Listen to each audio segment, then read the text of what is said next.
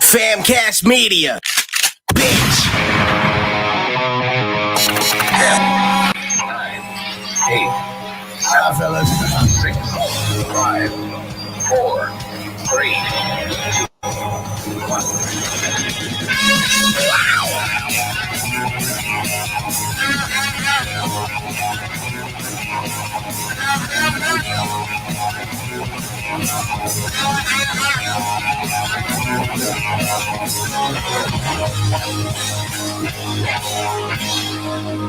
Hit it already.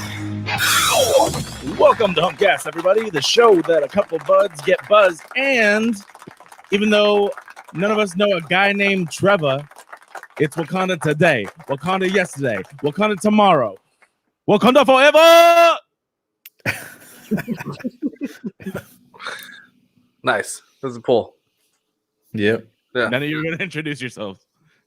Well, you're supposed to introduce yourself first. I did. Oh, well, I'm Ryan D. I'm Ricky C. I did not hear you.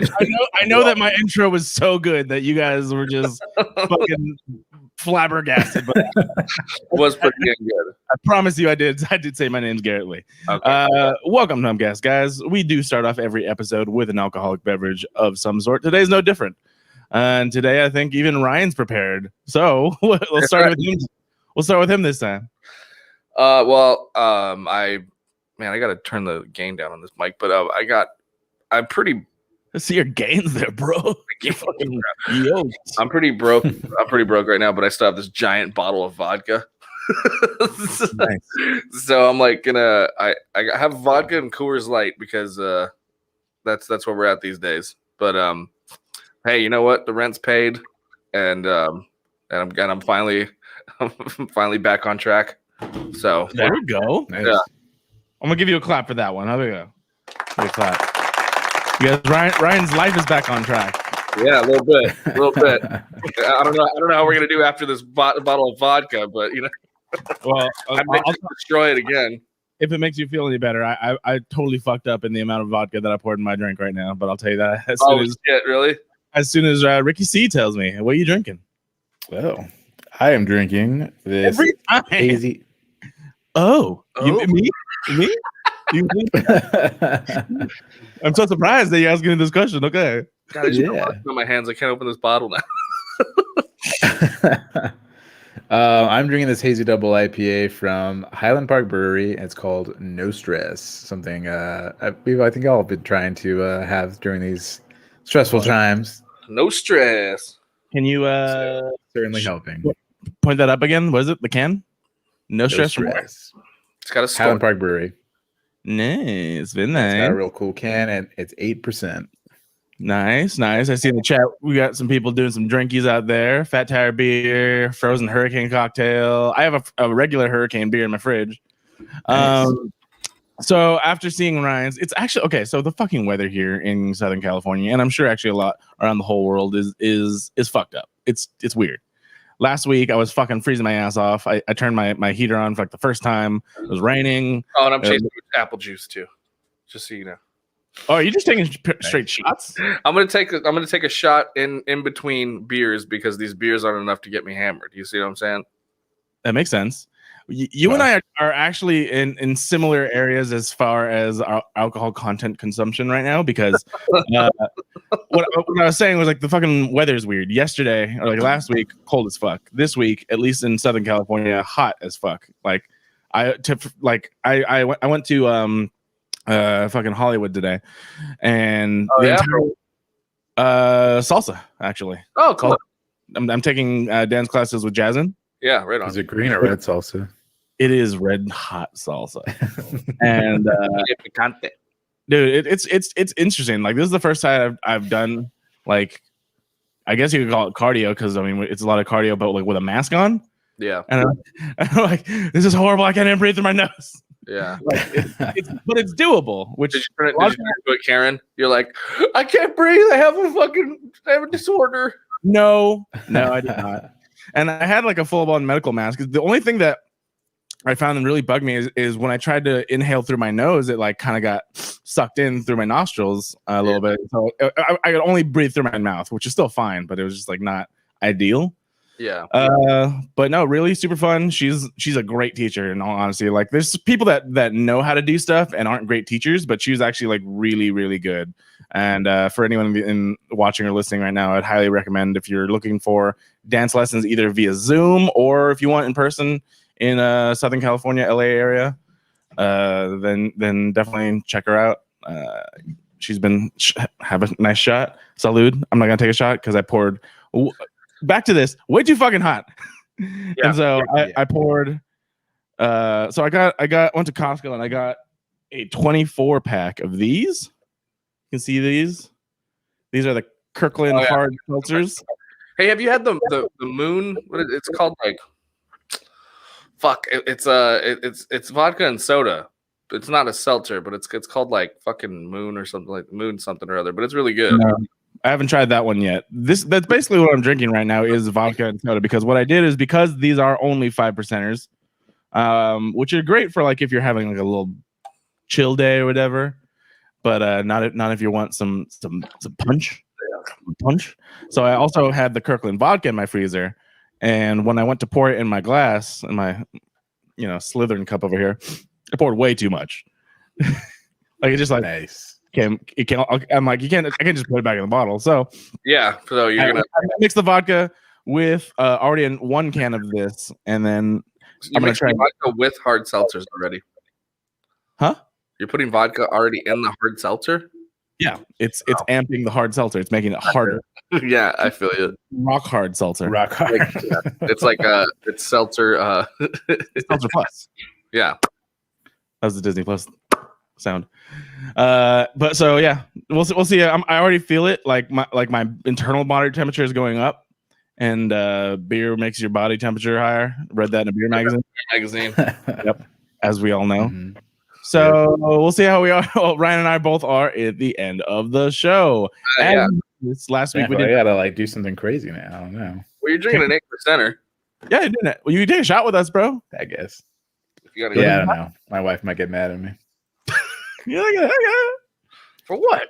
We're getting Teddy all up in here. Boys can't drink with the boys. Mickey walked out. He's just rubbing his nose. Like, we had a good podcast, babe. Got Ryan's Patreon.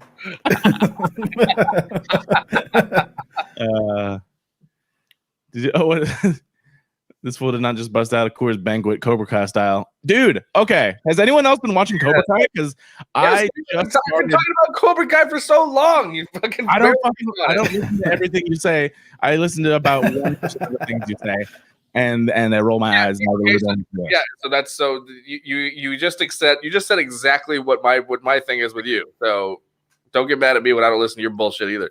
I don't appreciate you. I don't appreciate you doing that to me. I don't like it. No, I do remember you saying Cobra Kai. What about Ricky? Have you seen Cobra Kai yet?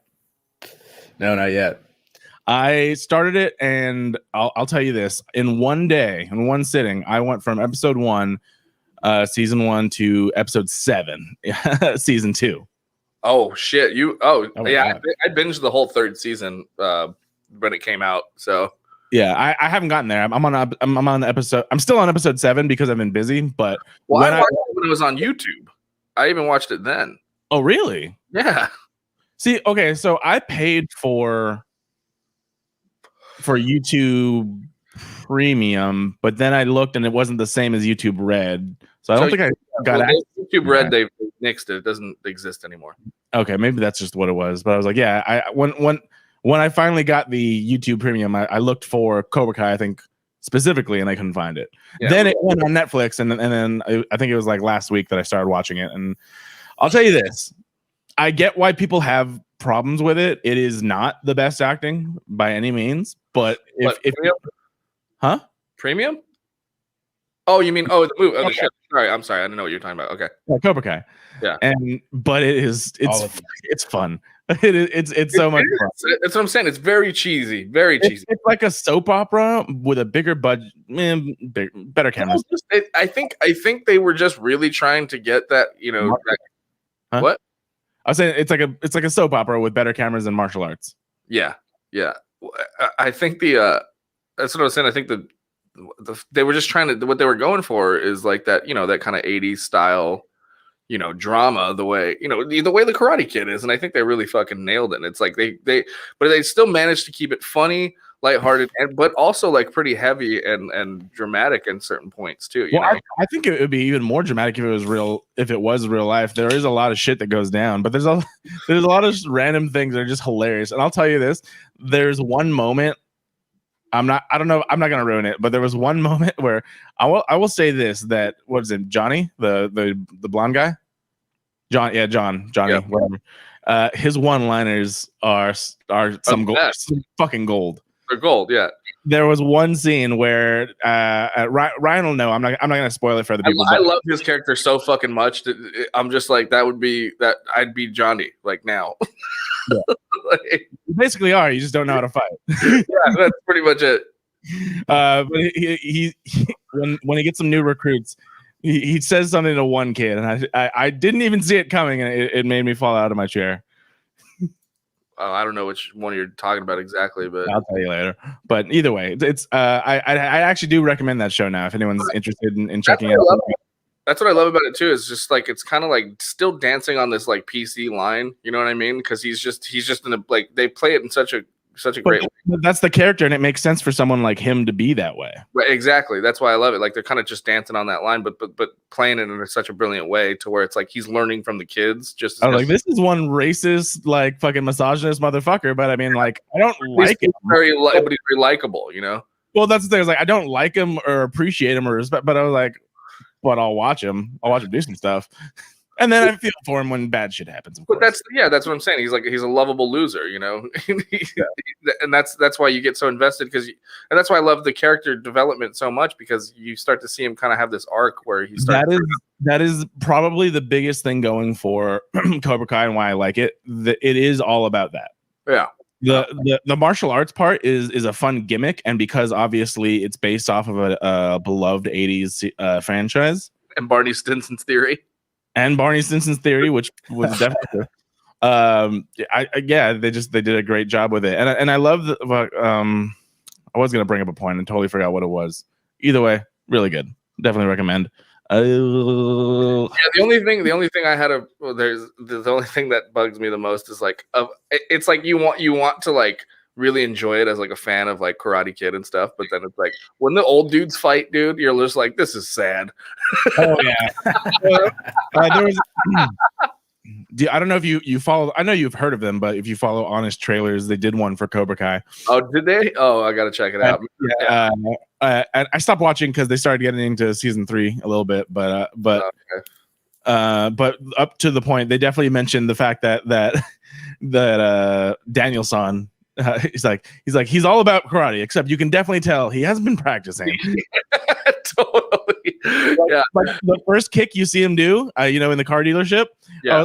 I was watching that, I'm like, really? Well, it gets better over time. Did he not, I know that, but I was like, did he not stretch? Yeah, Like, I know. his leg goes up like that. That's Mr. Miyagi taught you. No, I know. Wow, bro.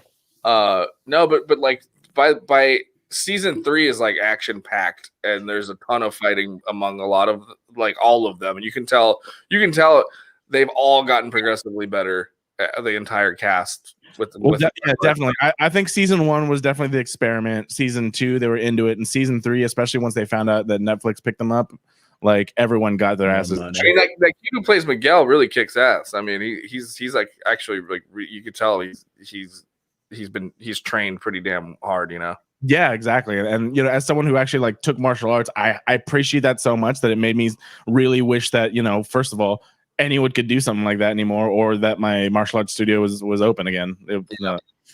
So, you know, tear bending, which is actually kind of sucked. I remember during the beginning of the pandemic, I actually reached out to one of the younger senseis of. We never called it a dojo. I don't know. It was a fucking martial arts studio.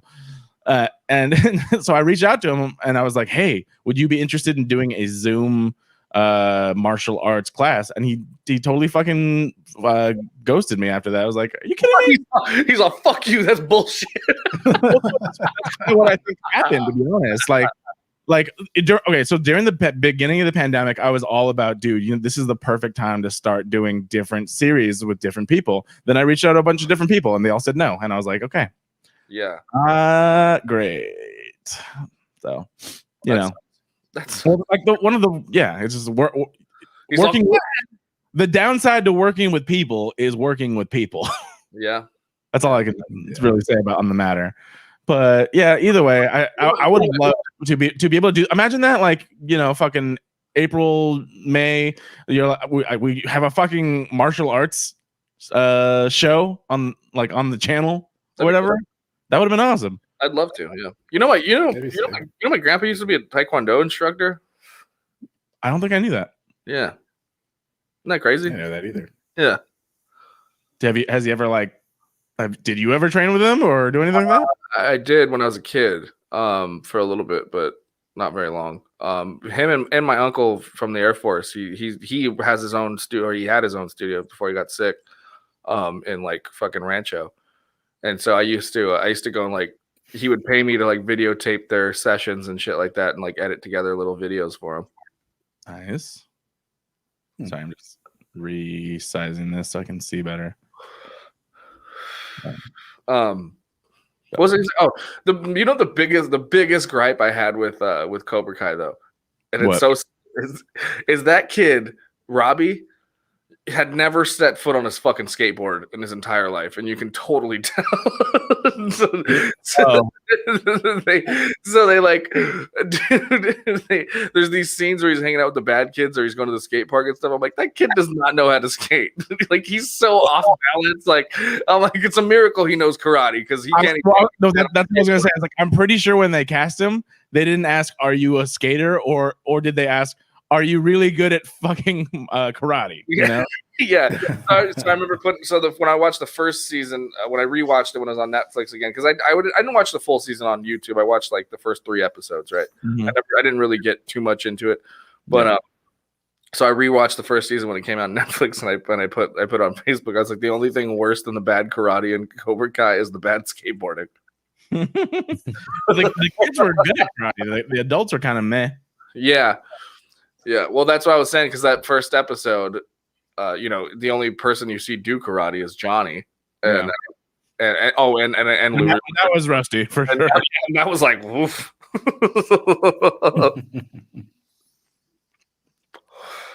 Yeah, but I it's a lot of fun, and I should really jump on there. It is, and fucking LaRusso's daughter be thick. Word. Yeah, she got them hips, man. Just so we're clear, all the actors are over 18. Yeah. Yes. Yeah, but it is good. And then I don't know, dude. I think it's because it's so rare too to find like women that do martial arts and stuff like that. At least, you know, and I've met 3 of them that didn't go to my actual martial arts place, and so I was like, nice when they actually like fight. I'm like, that's awesome. Yeah. Well, I mean, I'm trying not to spoil this, but that final scene in season 2. Okay, well, yeah, I haven't gotten that far. So, oh, you haven't gotten that far to the season 2, episode 7 is where I'm at. Oh my god, dude! Okay, I want you to call me when you watch that because it's one of the fucking most. It's seriously like the last episode. Yeah, the last episode of season 2. Okay. Like, it's because you know, as a martial arts fan, like at least fan of martial arts movies and shit like that. Like, you know, you and I grew up watching fucking Rumble in the Bronx, Ong Bak, and fucking, you know, The Protector and shit like that. Watching that, I was like, remember the first time we heard of Tony Jaa, everyone was fucking or all about it. Exactly. So like, I think that if we actually had Cobra Kai in our town, we would be going to one of those fucking places. For sure. Yeah. I'd be the biggest piece of shit like Hawk. Yeah. Hawk's an asshole. But I love his arc, dude. I love it, man. It's like, it's a fun arc, and like I did not see that coming. Even but still, like, I don't know. I don't know if I would. I don't think I would last at Cobra Kai if I went. I would definitely join Miyagi-Do. Oh no, I'd stay in Cobra Kai. I was like, especially if what's her face, Daniel-san's daughter was there. Oh, I was all up with. I like the what's the other girl's name? The one that. Oh no, she's definitely like bad, but I'm just bad too. We're the same age. Go. I'll see what's up with Daniel-san's daughter. And I would have fucked up Robbie a long time ago. If you could, bro.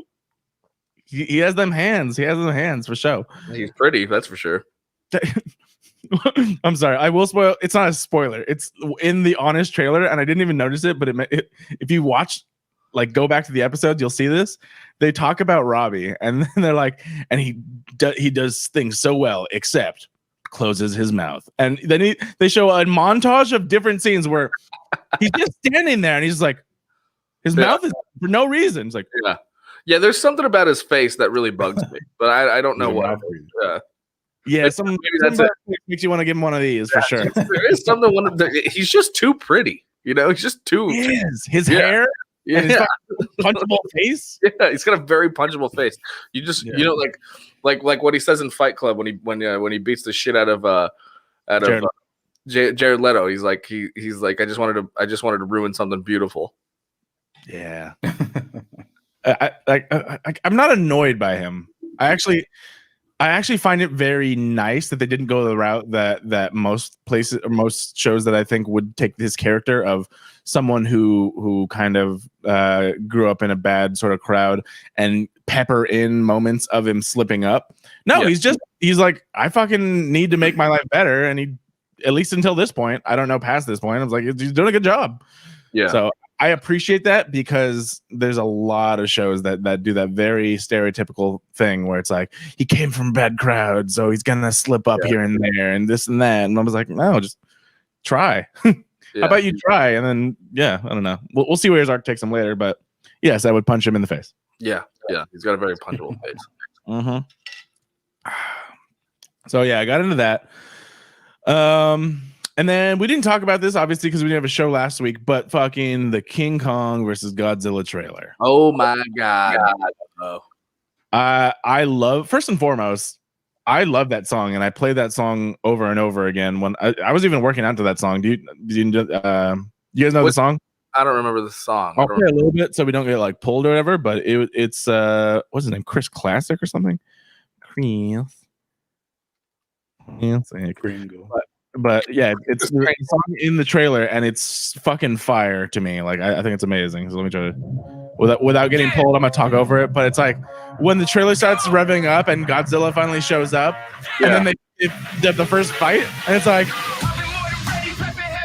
oh yeah. I'm like,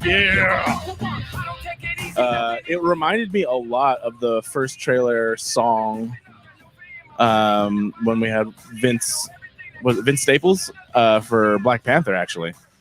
Yeah. Oh yeah. Yeah, or that Come Together cover on for Justice. For Justice League was really good too. but I was working out to this song last week too. That trailer blew my fucking balls off. I don't have any balls, therefore can't have any kids. So did you guys ever?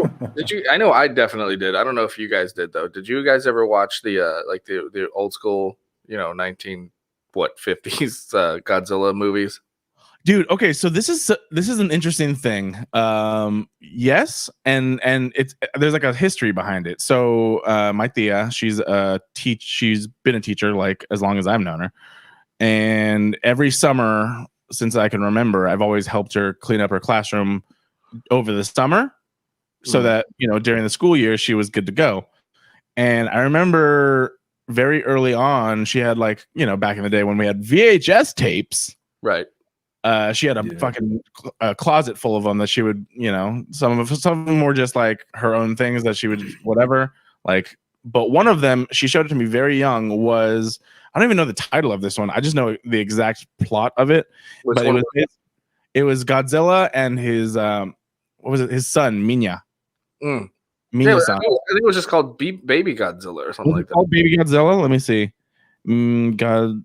Like, and then when we were a kid, there was also his other son or whatever in the cartoon version. Godzuki. Yeah. Fuck Godzuki. Godzuki could suck a dick. Godzuki sucked. Yeah. He was emo. He's like, fuck you, Dad. I'm my own dinosaur. Okay. Minya son.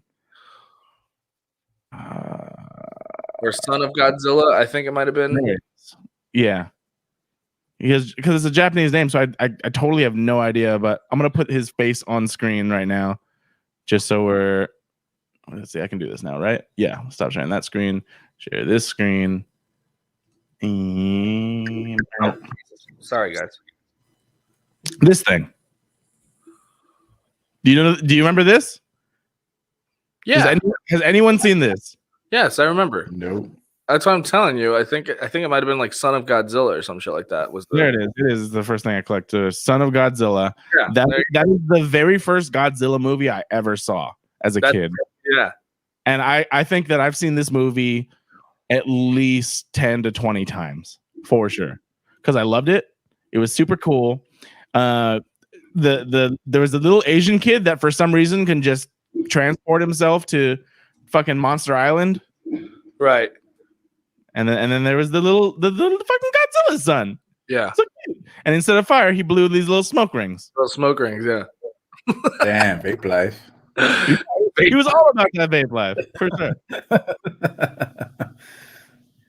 So yeah, definitely I watched those. I was one of the few people that, because I think it came out when I was so young, I haven't seen it very recently, but I think I genuinely liked and I would definitely watch it again if it was on Godzilla 2000.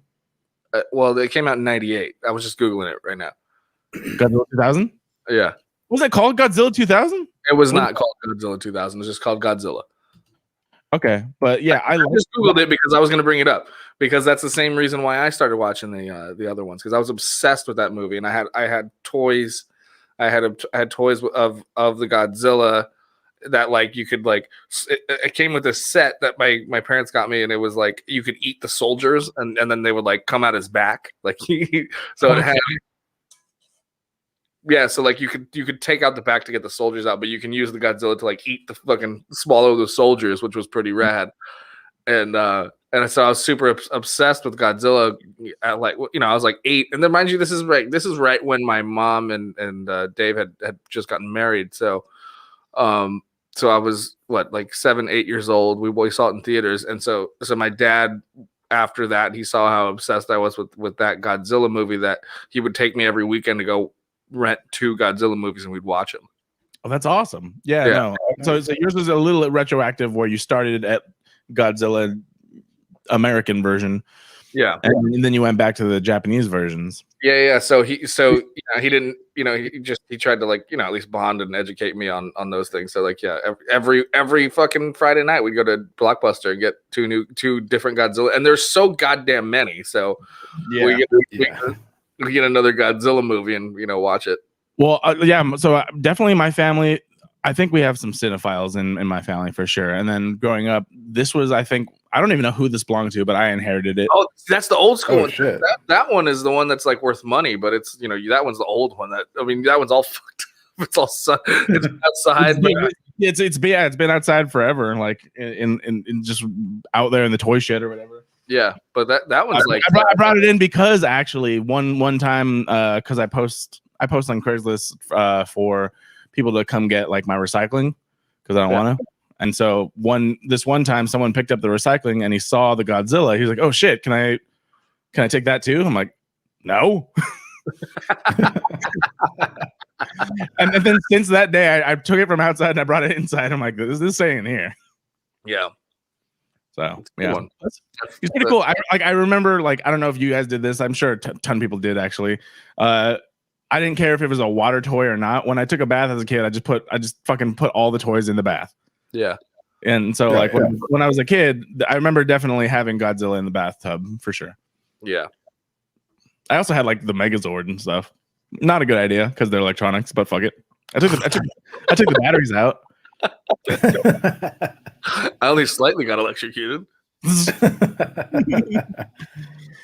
But yeah, no. So the and then I really liked all these movies. So people on the internet especially just have so many criticisms about blockbuster style movies, and I'm just like, do you not remember just enjoying stuff? Yeah, I know, and I catch myself doing that, but then like, but I don't think I am. I think I just we were talking about this. Don't get me wrong. There's plenty of blockbusters that I'm like, this is horrible. That are terrible. I mean, Wonder Woman 84. Did you? Yeah, I can't defend a lot of Wonder Woman 84 and I, like all of the Fantastic Beasts movies. Coming from somebody who loves Harry Potter and all the movies. Right. See, that's what I'm saying. Is like I always like fucking really take a step back and try and I'm like, am I just complaining because like I've been spoiled or like it's just really bad. It's really bad, yeah. And I have to, and that's why I'll even watch a movie 3 times before I go, yeah, I hate it. I don't know what the fuck. It's just terrible, you know. Like, I will absolutely rewatch Wonder Woman 84, and which is also weird because Wonder Woman is really good. I like the original Wonder Woman. I haven't. Yeah. How many of you have watched Rise of Skywalker since the theaters? I was drunk during it, and then I watched it, and I hated it, and I never fucking went back. And I watched it 3 times in theaters, and even the 3rd time, I was like, I have Disney Plus, and I still didn't. I have not I played put it on Disney Plus at home, and then same thing. That's exactly my point. And then by the time I was done with it, I was like, yep, I still fucking I don't feel it. I hate it. Not good. Like, Ricky, you said you did rewatch it? Not since the theaters, but I saw it in theaters twice. Oh, okay. And what did you think of it? I remember enjoying it the first time, but I also had a lot of drinks in me because I was at a company party. oh, wow. The second time, I did not enjoy it as much. See, and I haven't rewatched it since. That makes me feel bad because I was drunk the first time and I didn't like it. I don't know if I'm gonna. I was very drunk the first time I watched it. I was drunk the first time, and then I was like, I wasn't very drunk. I just, I think I took 2 trips to the bar, which was like 2 IPAs each trip. so it was like a 3-hour movie. So I was like, yeah. Yeah. And I went with Steve. It was just me and him, and then we walked out, and he's like, "What'd you think?" And I was like, huh. And he goes, "Yeah, me too." I think that's a weird feeling too. When I remember feeling this and saying this the first time I saw the last Fantastic Beast movie. I don't even remember what it was. What the subtitle or whatever. But the last Fantastic Beast movie, I went with my friend.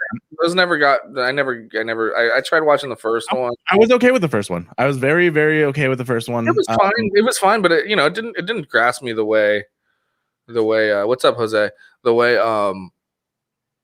the way fucking Harry Potter and I still haven't rewatched Deathly Hallows because I remember watching Deathly Hallows Part 1 and 2 with you, and I fucking really loved both of those ones. Those are like my 2 favorites. Yeah, and I still haven't been able to. I wish they would put them on something, something that I already have, obviously. Yeah, I was gonna say I think they're on Peacock. Yeah, something I already have, so I can watch all of them. Not gonna get Peacock. The fuck is Well, Peacock? doesn't Warner Brothers have some sort of fucking deal with HBO? Like, I don't understand why that's not happening. Okay, so here's the thing, like, and this has gotten a lot of people angry. So there are licenses out that make it so that things you would assume would be on a certain streaming service are not on there. Even Disney, who has a majority of their shit on there, doesn't have everything that they own. And they're all very new, so that makes sense. And I think they want to make it so that you kind of come like Netflix. I think there's a lot of articles out there that are like things that are coming and things that are going from Netflix this month, blah blah blah. Like they're all licenses. Yeah. They want to continue to do that because they make money off of licensing things out. Right. So that's one thing that I think bugged me about. Also, they want to stay alive. Like Netflix can't at this point. I mean, they have a lot of great. They have a lot of great fucking original content, but people aren't going on Netflix to watch Cobra Kai over and over again. They're going on to watch The Office over and over again. And The Office is now they just took The Office off. So. Dude, that's what I think. I saw this that Peacock has different subscription pay levels, and it literally someone was like they literally just took The Office and made them the different levels. So you'll get seasons 1 of 2 of the base on the base level. Out of here, they did that. Yeah, then you'll like seasons. Wow, I had no idea. 3, 4 on the next level, and they literally tiered The Office fucking season. Wow, that is ridiculous. Fuckery. That is some fuckery, dude. Dude, fuck Peacock. I do not see me going further than where I'm at now, which I have. I pay for Disney Plus. My mom pays for Netflix. Rocio actually pays for HBO Max. I have Steve's Netflix and HBO Max. And Disney Plus, I think, on my computer, but no, on my Xbox. But I have my own. I don't know. Jeanette's sister pays for Hulu. I don't want to go past that. Well, and then I'm a really sucker that pays for a bunch of shit. Yeah, it's what? No, I didn't hear what Ricky said. What? Said I'm the only sucker that pays for a bunch of shit. Yeah, well, why don't you? It's synergy. You got to work together, bro. You got to ask. I'll give you my Apple TV login, both of you, if you want it. There's some cool shit on that. I paid for that already. Oh my god! Well. Yeah, but that's what I'm saying. Like, yes, there are things that I would like to watch. Like, for instance, I think Ryan brought it up, or someone. The what is it? The guy Mac. He has a show on Apple TV that I want to watch. Mystic Quest. It's fucking great. Mystic Quest. Yeah. I would love to watch that. I'm not gonna pay. I binged the whole first season. It's really good. Yeah, I'm not gonna pay for Apple TV to fucking. There's this other show I've been watching on Apple TV called The Servant. It's an M. Night Shyamalan ding dong. And it's it is wild, dude. It is. Oh, and Ron Weasley's in it. Ron Weasley. Yeah. And he has a New York accent, which is very off-putting. But oh wow, you should be off-putting. I don't know why. You guys know that's from, right? No. Oh, Between Two Ferns. Oh yeah. Every time someone says off-putting, that is immediately where my mind goes. They said that to him, right? They said that to Zach. Yeah, so it was Zach Galifianakis and J-Law, Jennifer Lawrence, and he said something about like you're very off-putting when you do something, and she's like, you should be off-putting. Yeah, because you're fat. And everyone loved Jennifer Lawrence because she's just like one of us. She likes pizza. I don't have a problem with her, but you have a problem with people liking her. You have a problem with people having a problem with her. Not having a problem with her. She's great. I think she's great, but I don't know. I don't overhype anybody, but I'm like, I don't have a problem. I have a problem with like this sensation, that all these people always want to like. But you understand, she didn't like start it. She's just doing her job. Oh, she fed into it. Come on, don't come on. Maybe not if you're like you wouldn't, huh? What? Ricky? Like, would you not if you were famous like that? Of course I would. What the fuck? What is your problem? It's not me. Why not me? And she's a woman. She's Stop blonde. it. As of time, also not me. Problems. But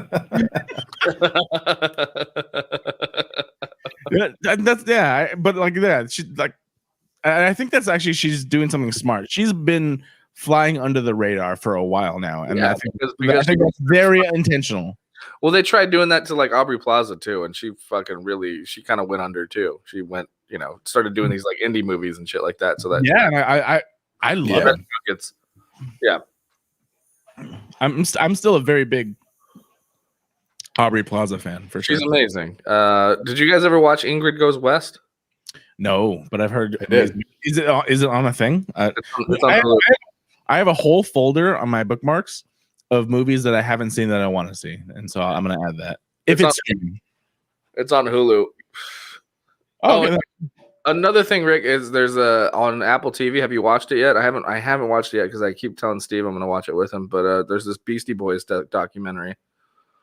On Yeah, I think I was the first one like who watched it. what? Oh, I think I was the first one like who watched it and brought it up. But yeah, it's great. Really? Oh yeah. So I haven't put it on yet because I keep saying he's like, don't watch it without me, bitch, and I'm like, okay, we'll fucking hurry up. Is it both of you guys haven't watched it? We both haven't watched it. Well, the last time he spent the weekend over here, but we just got too fucked up the whole time. So we ended up not even putting it on. Yeah, no, it was really good. Yeah, you definitely gotta watch but that. I think he's coming over. We got to do we got to finish editing. Oh my god, I got to send you guys at least partial clips of what I got so far of this this thing we're doing.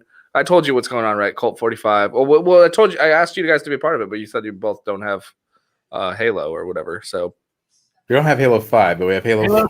Yeah, Halo doesn't have us. Yeah, well, that's the they thing. aren't on PC for some reason. We're doing Halo 5. So Fuck Halo 5. Just do Halo 4. Goddamn. Yeah. Halo 5 is available for free if you have the Game Pass. So Game what?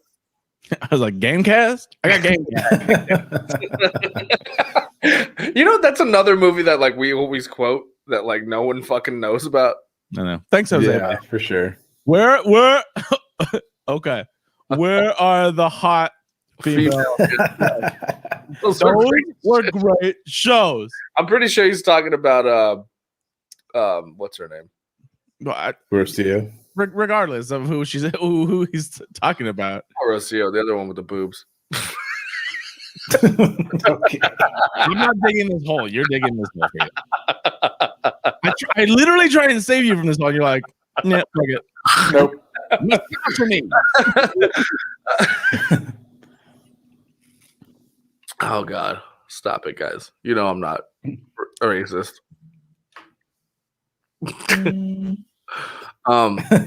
Anyway, what was I saying? What was I saying? Fuck you. Move on. I really don't know. Oh, Halo. Okay.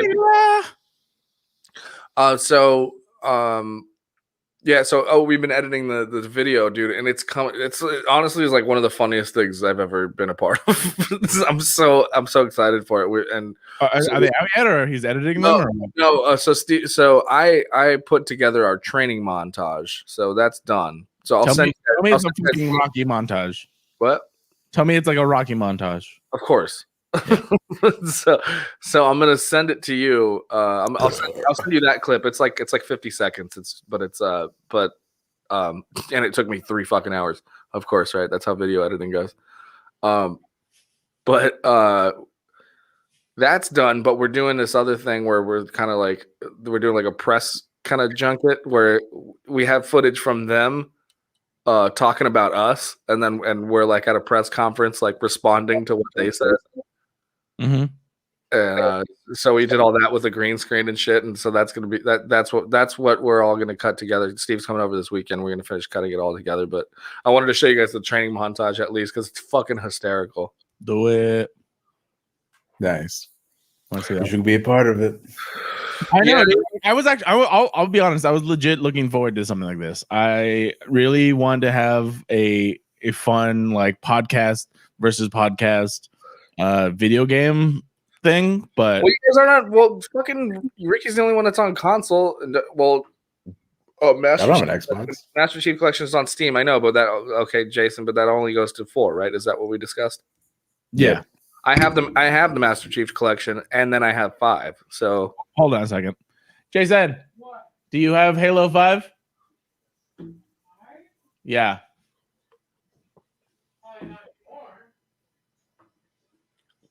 Probably not anymore. Is it probably not anymore? Okay. wait, Garrett, you have an Xbox. It's only going to cost you $15. I have an Xbox 360, one for the 360. Oh, you don't have an Xbox One? I thought Jason had an Xbox One. Jason, do you have an Xbox One?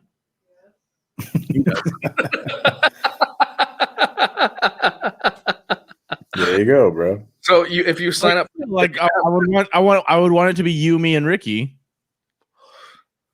well, I'm not buying an Xbox. we need a team of 5. We only have fucking 3 people right now. Say it again. What? We need a team of 5. We only have 3 people. That's what I'm saying. If you just downgrade a Halo 4, Just you do get the that. both of Do us. that. We've established that, dickhead. Fuck Halo 5. It's still multiplayer on there. I was like, according to my text logs, we just said that we couldn't get Halo 5, and you didn't text us back. Yeah, well, because Yeah. you couldn't get Halo 5. I didn't say I wasn't going to change the game because you two couldn't fucking do it. They are putting it together. They're the ones who challenged us to Halo 5. Yeah, but I would imagine if they have Halo 5, they would also have Halo 4. Why would that make any sense? Halo 4 came out on 360. One for the 360. I don't know, bro. I'm not putting it together. I'm letting you know that if it's Halo 4, Ricky and I are in. Okay, if we do something that Yeah. we all play, if we can do like Call of Duty like that, then I want to do that. But Ricky and I are in if it's Fortnite or Spellbreak. okay, we're not doing it. We're not fucking nerds. You totally are. You're what I don't even know what the term would be for this. You're Selective nerds. selective nerds. You're like, I'm gonna nerd out about this, but not about that. Yeah, that's our nerd. Anyway, Right. I guess you guys are never gonna play with us. Nope. That's not our choice. That's yours. It's clearly your choice because we Moving just on. named 2 different games. You're like, He even wow. buys Xboxes. Anyway, hey, how about I spotted myself on the Rainbow Bar and Grill documentary. Did you guys see that? I did. I was like, of course you would. I didn't know that was even a thing. So what is this documentary? It's on. Well, it came out like a year ago or 2 years ago. But it's now it's streaming on Amazon for free. Well, if you have Prime. So I finally put it on. I had never watched it, so I put it on and I was watching it the other night, and I went and like they kept showing footage of the unveiling of the Lemmy statue, and I was there. So I was like, yeah, I was there, but like I thought maybe I had shown up late or whatever. Like I was like, so I don't think I'm like, yeah, but well, whatever. Like there's probably no footage of me, right? And then at the end of it, they show the crowd again, and I'm like, hey, what the fuck? There I am. So DiCaprio meme. Huh. and I'm drinking a Coors. It's a documentary on the Rainbow itself. Yes, yeah. But there's a huge chunk about Lemmy. Was Danny in there? I saw her waiting tables when they were premiering footage of it. Yeah. Oh, cool. That's cool. Yeah. Nice. But she's not in it like as a talking head. She's not in it like I'm in it. No. I mean, we're both in it like just being there. You know? Yeah. Yeah, I get it. That's pretty cool. I didn't. So it's I didn't even know that was a thing. To be honest, that there was a documentary about the Rainbow. Yeah, she and I had talked about it one of the last times she was on, but I don't know if we talked about it on air. But So there's like they show the Lemmy statue. It's kind of weird the way it's edited because they obviously were shooting it and interviewed Lemmy before he was dead, but then they had like a tribute to him like in the middle of it, which is, but also the original owner of the Rainbow also passed before this thing came out too. So they talked to him a lot in the doc, and then yeah, so like there's like 3 people who aren't even alive that were in that in that documentary. Yeah, Crazy. but the same guy who owns the Rainbow, or the family that owns the Rainbow, also owns the whiskey. So it's a doc on both pretty much, and where it stands now and everything. Which kind of sucks because this obviously was due to come out, or came out pre-COVID. So like all the things that they like, the difficulties that they're talking about, when the shift to the Sunset Strip and how everything is like not very so rock and roll anymore. Like all these things that they're talking about, like you can only think it's just gotten much worse, for them because of having to fucking deal with COVID all year, Yeah. That's definitely a thing, especially with restaurants and my own restaurant, which I am still affiliated with, even though it's going on a year that I haven't worked there. But yeah, I went it's off and on and off and on, and it's so fucking crazy because it's like, one, as an employee of a restaurant, it's just like shaking you around. Basically, it's like, sure, you're gonna have a job, but it's gonna be less money and way more days. And then it's like, oh, and now we're closed, and we're open. Do you want to come back? You want to? Like, it's just fucking like crazy that I'm like, you guys. In all honesty, I don't see. I emailed this when they asked me to come back. I was like, I don't think that I will be able to come back until we're fully open and this is all done with, because it's just so hectic as far as how this goes. And I didn't say this part, but this is definitely a part of it. I'm not going to make nearly as much money now, exactly, than I would have before, or I will after, because one, and the risk is so fucking high now. It's like, it's even worth it. But that's kind of a thing, is money would outweigh some risk if it was a certain level. Like I'm not going to give you an exact number, but the amount of money I was making, give it to us pre-tax. Yeah, I would definitely go back, but the amount of money that I have basically calculated that I would make right now, there's nowhere near that, and it's not worth it. No, I tell you, I mean, I was sitting out here looking for jobs yesterday, and I was like, what up, man? What up, Josh? Why the fuck does Ryan keep getting shout outs? We're here too, motherfucker. Fuck you guys. He's the only person here. I'm the only person here. I'm the only person here, bro. I know you, Josh.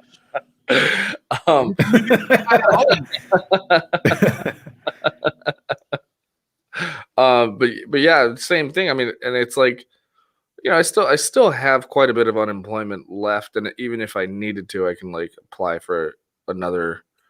I could apply for like another extension. What? Yeah, no, I get you, and mine's still going, even though I really don't understand why, but it is. Well, it's the whole COVID thing, man, and now we're getting those $300 bonuses, and I'm just like, I'm like the amount of money they're giving me right now, like, why would I work? Yeah. But in all honesty, I do want to go out. Like, if I had the choice, I would like to work, but it's giving me this. I feel you, but it's giving me this like extra like kick in the ass to really try and figure something out like at home, so that like I don't, you know what I mean? Like I'm really.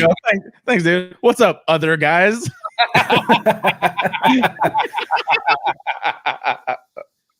What's up, Jose? All right. So. Yes, I agree with you. If I had a job that I could be like, this is relatively safe.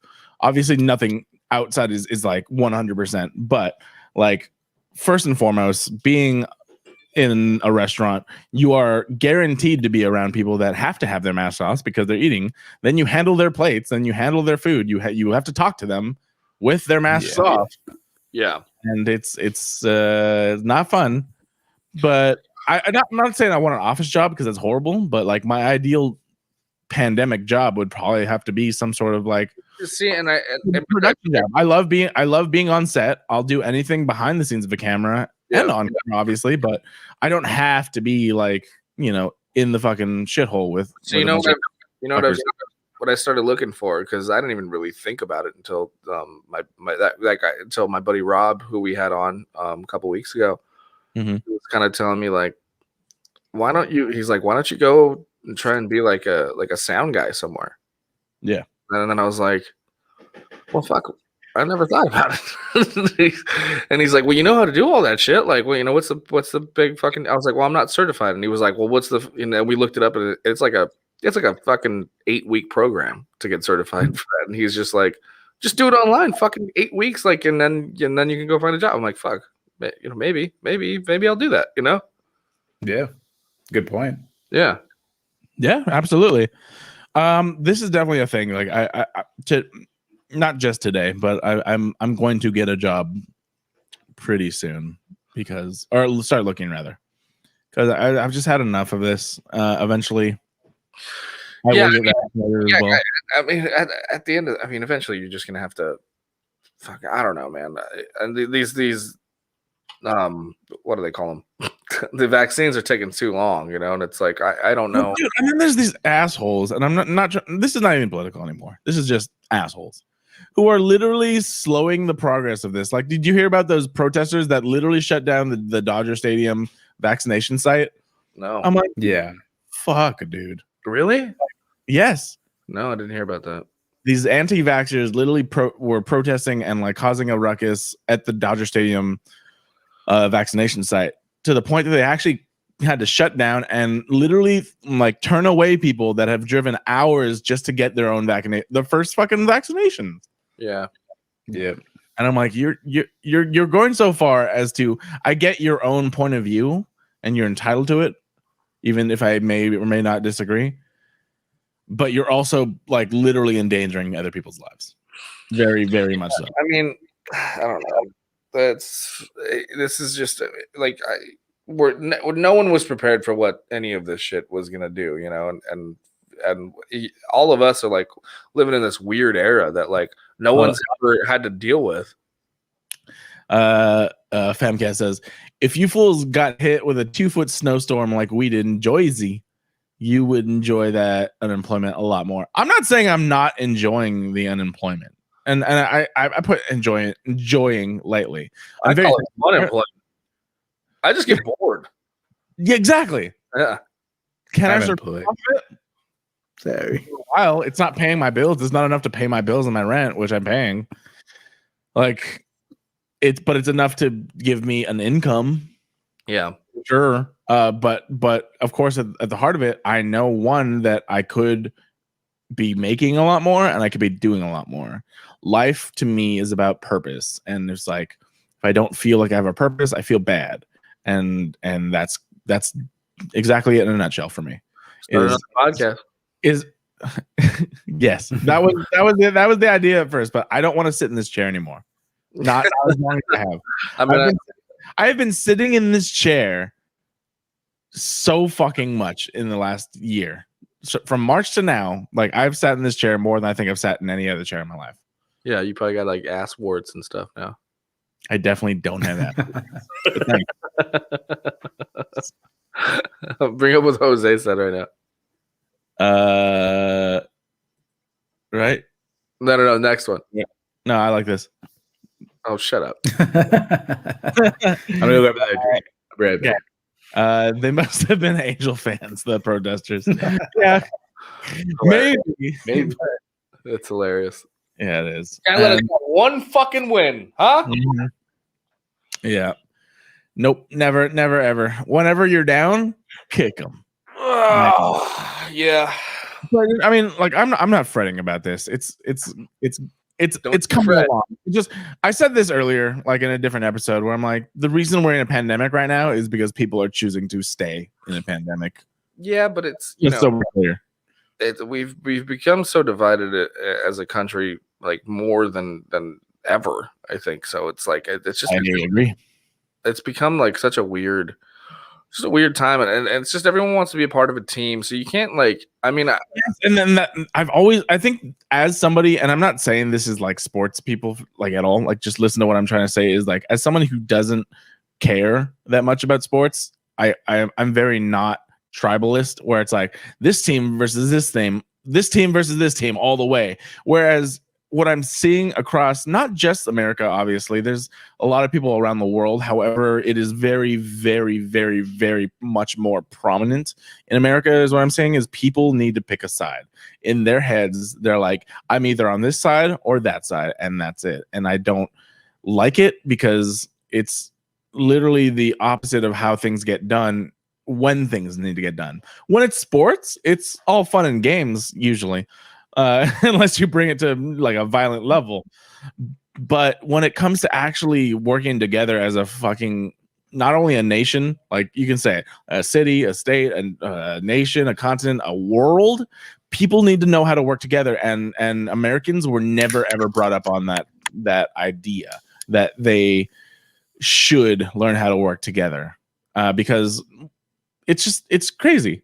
Like even during the election, I'm just like, okay, this is how it works. I understand how it works. Let's help this. Is Biden my first choice? No. Is he the best chance we have to get Trump out? Yes. And then there was like all this other people like, well, if there's third parties, there's all these other stuff. I'm like, that's not how this. Yes, there are, but you're not helping.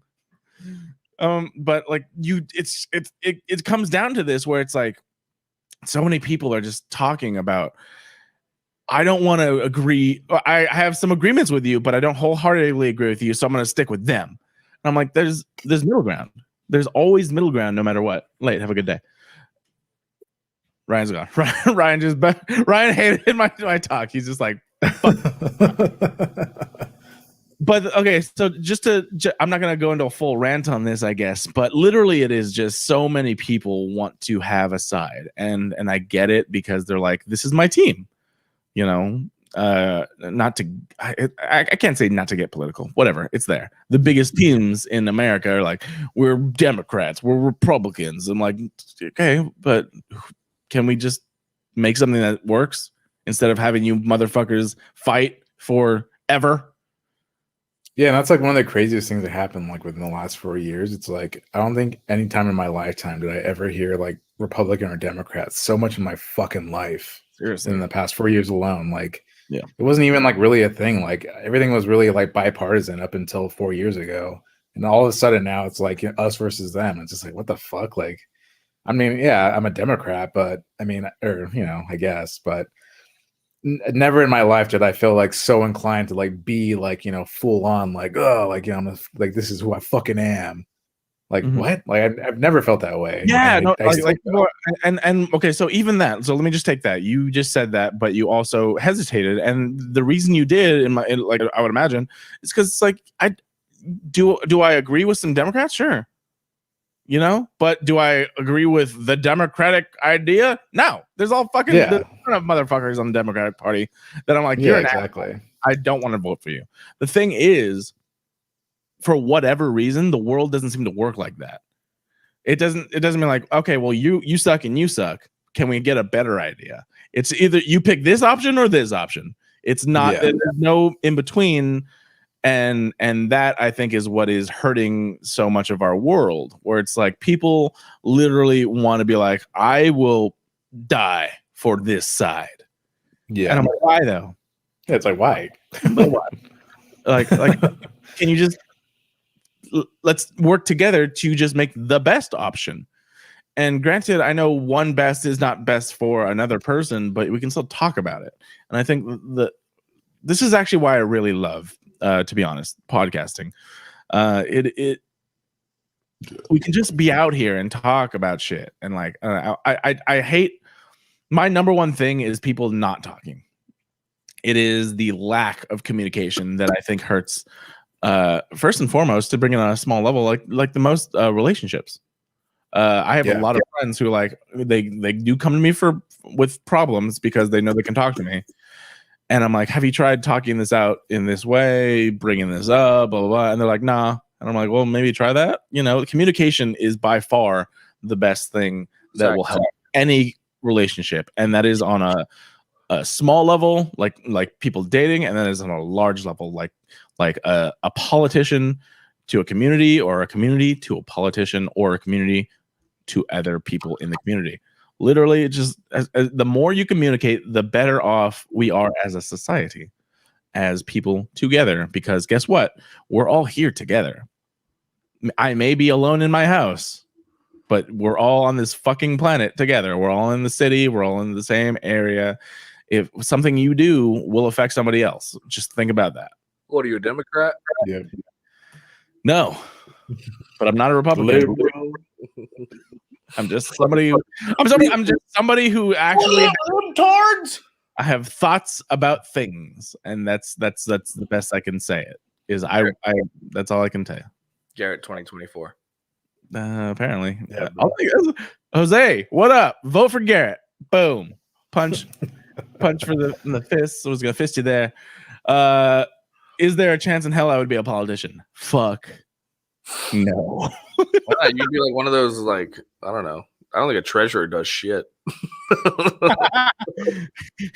Is that even a job title still?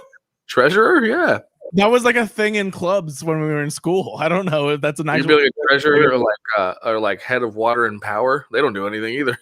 Yeah. No, I honestly, for me personally, and I think I brought this back, where it's like life's about purpose, and I wouldn't put myself in any situation where I had to have that amount of pressure on me versus that like little amount. Because also at the same time, I understand a lot of politicians can't really do what they want to do. If you had some very extreme politician, be like, you know what? I want to make this better.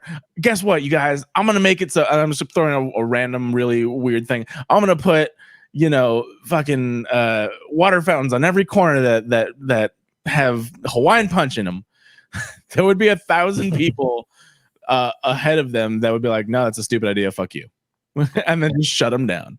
Trump, we're gonna bury you. Trump fuck. Listen, Damn it. What? Nothing. I've been trying to fucking punch this joke in, but it's not working. Never mind. Go ahead. So literally, it's like I understand how that works, and I don't envy them in any way. I just don't want to be them. Like that is not the life that I would choose for myself at all.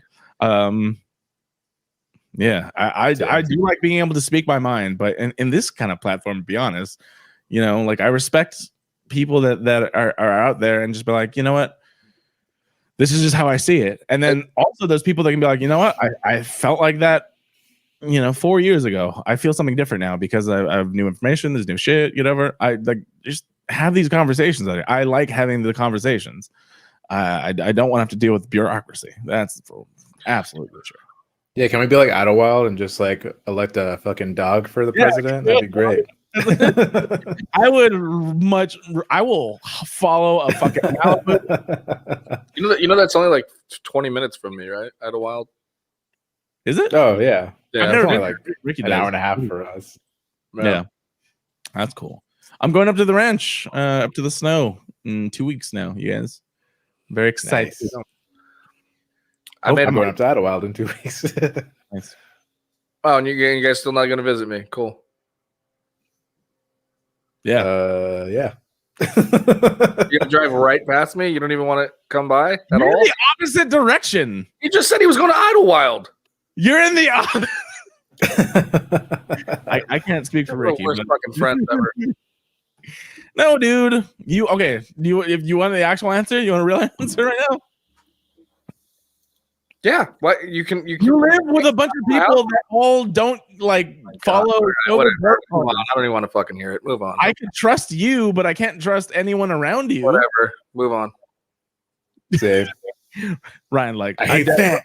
I want a real answer right now. Whoa! Give me that real. Don't give me a real. Yeah, butter it up a bit. Put some sugar on it. Thank you. All right, moving. They close the road to your place, so moving forward. Shit. You guys want to get into stories? Actually, we've gone a whole hour. I actually appreciate that. We've gone a whole hour. I'm just kind of bullshitting.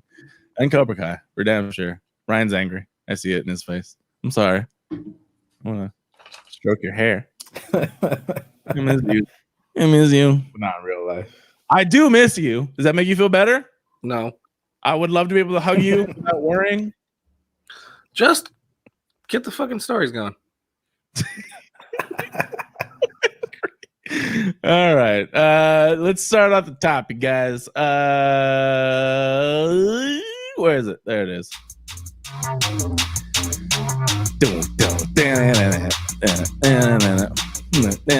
One line. I'm gonna do the one line. This is for my future baby mama. Hope your skin is black as midnight. So we got first word that what? I said So first word that there will be. It was announced the other day, February 1st, that Wakanda TV series is coming from the Black Panther director himself, Ryan Coogler, and of course Marvel Studios, and that's going to be going to Disney Plus. I think that they waited until the first day of Black History Month to announce this because they announced so much. With their what was it, the stockholder meeting? And you said this, Ricky, right? You have some Disney stock. I do, yeah. Stonks. Nice. And so I believe this, just like what was it, the Book of Boba Fett, they did strategically omit from those meetings, those announcements, if you will. I'm very happy to hear this because this is one place that I think is ripe with a lot of stories that can be told. And I honestly, this is not in the article, but I believe that this will be a good way to address the fact that Chadwick Boseman has passed away. I believe that if they jump straight into Black Panther 3, that it would be a little jarring. And I think this would be a great way to sort of ease into the whole situation. Personally, they might not do it at all, but that's as soon as I heard this, I was like, this is a great idea for a lot of reasons, that being one of them. So you guys have heard that this will be coming out. Are you interested in a Black Panther series? And what do you think it can entail? Who's going to go first? Can you guys not talk over each other, please? Yeah, I mean, I don't know. Just it's I don't know what to say because I don't know how they're gonna execute this. You know, no pun intended. But Wait, where's the pun there? Chadwick Boseman, he got killed by cancer. Okay, Executed by cancer. He's executed. okay, wow, got it. But you know what I'm saying? Like, he was so good and a beloved actor, so it's kind of just it's a really touchy subject, and I don't know what they're gonna do, or you know, and there's all these rumors and speculation going around that sound fucking ridiculous. So I trust in what they're gonna do, but it's got to be something that I haven't thought of, you know. So like I can sit here and try and think of whatever they're gonna do, but I don't know. But of course I would love a Black Panther series. I mean, I don't know. I don't know where I stand on this whole thing because it's like it's hard. You know, you don't know what to do when this actor and who knows how much they shot. You know, they can probably use some footage and do some stuff that they've already, you know, because they've probably have a movie's worth of footage already. So, you know, who knows? Yeah. Yeah, but I mean, nothing that could prepare them for, like, you know, losing someone so big like that, you know. Well, of course. I mean, I'm sure when they're doing this, they already know they're going to do that. This character is going to be in this, you know, cinematic universe for a long time. So it's like they're not expecting, you know, sudden death. yeah. No, I mean, like, yeah, for me, the only place I can really see it going is, you know, being with, you know, making Shuri, you know, the main character. And, you know, her progression into being the Black Panther, possibly. Yeah, that's a possibility. I mean, it's definitely. Is that like the most? I don't know. Fucking confirmed theory is that no sister's going to take it or what? Right now, there's zero actual information that's been given that we can assume. All we do know is Shuri taking up the mantle of Black Panther does have a comic book precedent, so she does do that in the comic books. Yeah, Um, I'm not saying this like every fucking neckbeard dude on Twitter, but I don't think I would like that as much as if like what was the other guy's name from the other tribe? You know, obviously he's not Winston Yeah. Duke. Yeah. I would I would think him. That's something that would really That is actually what I've heard the most, in all honesty. Not from anyone that has any ties to the actual. Because he fought alongside. He took his tribe. He fought alongside the Avengers in fucking Infinity War. You know. So here's the information that I've gathered. That here's the information that we all have. But what kind of goes into this? First and foremost, Chadwick Boseman's Black Panther was gone, and we're getting into MCU talk, just so everyone understands this. From Infinity War to Endgame, there was a 5-year period where the leader, the king of Wakanda, was gone. Chadwick Boseman was gone. Therefore, the question stands: did they elect a new leader? Did they get a new leader? Where was M'Baku? There wasn't any. I don't remember personally if M'Baku got dusted. If he didn't, he could very well have taken that mantle already. Right, yeah, that's true. I mean, it could even just be like a series of going into that. I didn't even think about that. I didn't even think about how they managed without their king. You know. Yeah, that's right. Yeah, 5 years. We actually have no idea what the time frame is for this show. It could honestly be a show about the 5 years after Infinity War, where roughly half of Wakanda was gone, including at least Shuri and T'Challa. So we don't know for sure at all. We know one thing is that at the end of Endgame there was a scene in Wakanda where there was fireworks and Shuri, T'Challa, and his mom were together. That's it. We have no idea what happened in those 5 years. So it could be there, could be after, could be whatever. Either way, something has had to happen. What I will say about this is there's a lot of information we don't have within the 5 years between Infinity War and Endgame. And then there's stuff. I didn't think about that. But I think that there's so many options, because what I was saying before is we don't have a lot of information about the entire nation of Wakanda either. We have no idea about anything. So I think they have the benefit, even though this is a horrible sort of thing that has happened where they unexpectedly lost Chadwick Boseman, but they have the benefit of a lot of information was not given prior to that happening, so they have a lot of ways that they could address it. Yeah. For sure. But I mean, what do you think you guys would like, though? If you like, I know it's putting you all on the spot a little bit, but like, what do you think? One, you would like for the series. Two, how would you handle the Black Panther or Chadwick's passing in the continuity of the MCU? I mean, they'd have to have him killed in battle or something, you know, like somehow. It'd have to be some sort of honorable thing. I mean, or they could just, you know, be it of natural causes or something. I don't know. Who knows? So you're saying you can't have cancer? Yeah, yeah. That wouldn't bother me at all. I feel like that would be too on the nose, though. I mean, yeah, for sure, for sure. I mean, died really quick of cancer. I don't know. I think so too. Yeah. But you know, like I said, they're masters at storytelling. So like, I don't know. I will say, I guess this is true, and I can't fight this. D Rotten says M'Baku was in Endgame fighting, but he didn't have a Black Panther suit on. He did have his traditional garb on.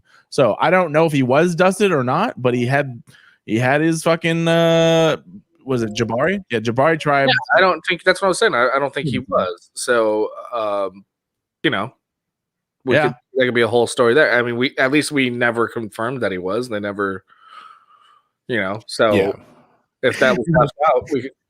I have this stupid scene in my head where he's actually in Wakanda. He's the king, and he's like, "What? T'Challa's back. He's like, okay, and then he goes to a closet, and it opens up, and it's his old Jabari tribe outfit. He's like, my old friend, Jabari tribe on. I don't know. It's dumb. This time, baby. Nah, there we go. But yeah, no, that actually is a good point. In continuity, I don't see a reason besides him not being outside of the Jabari tribe coming in like that, to be honest. Could they? Yes, they could absolutely do something like I just said. Dumb, but it's a thing. And so yeah. I'm very excited about this because when you have something that you're interested in that does not have a lot of lore already attached to it in canon, you can go any way you want.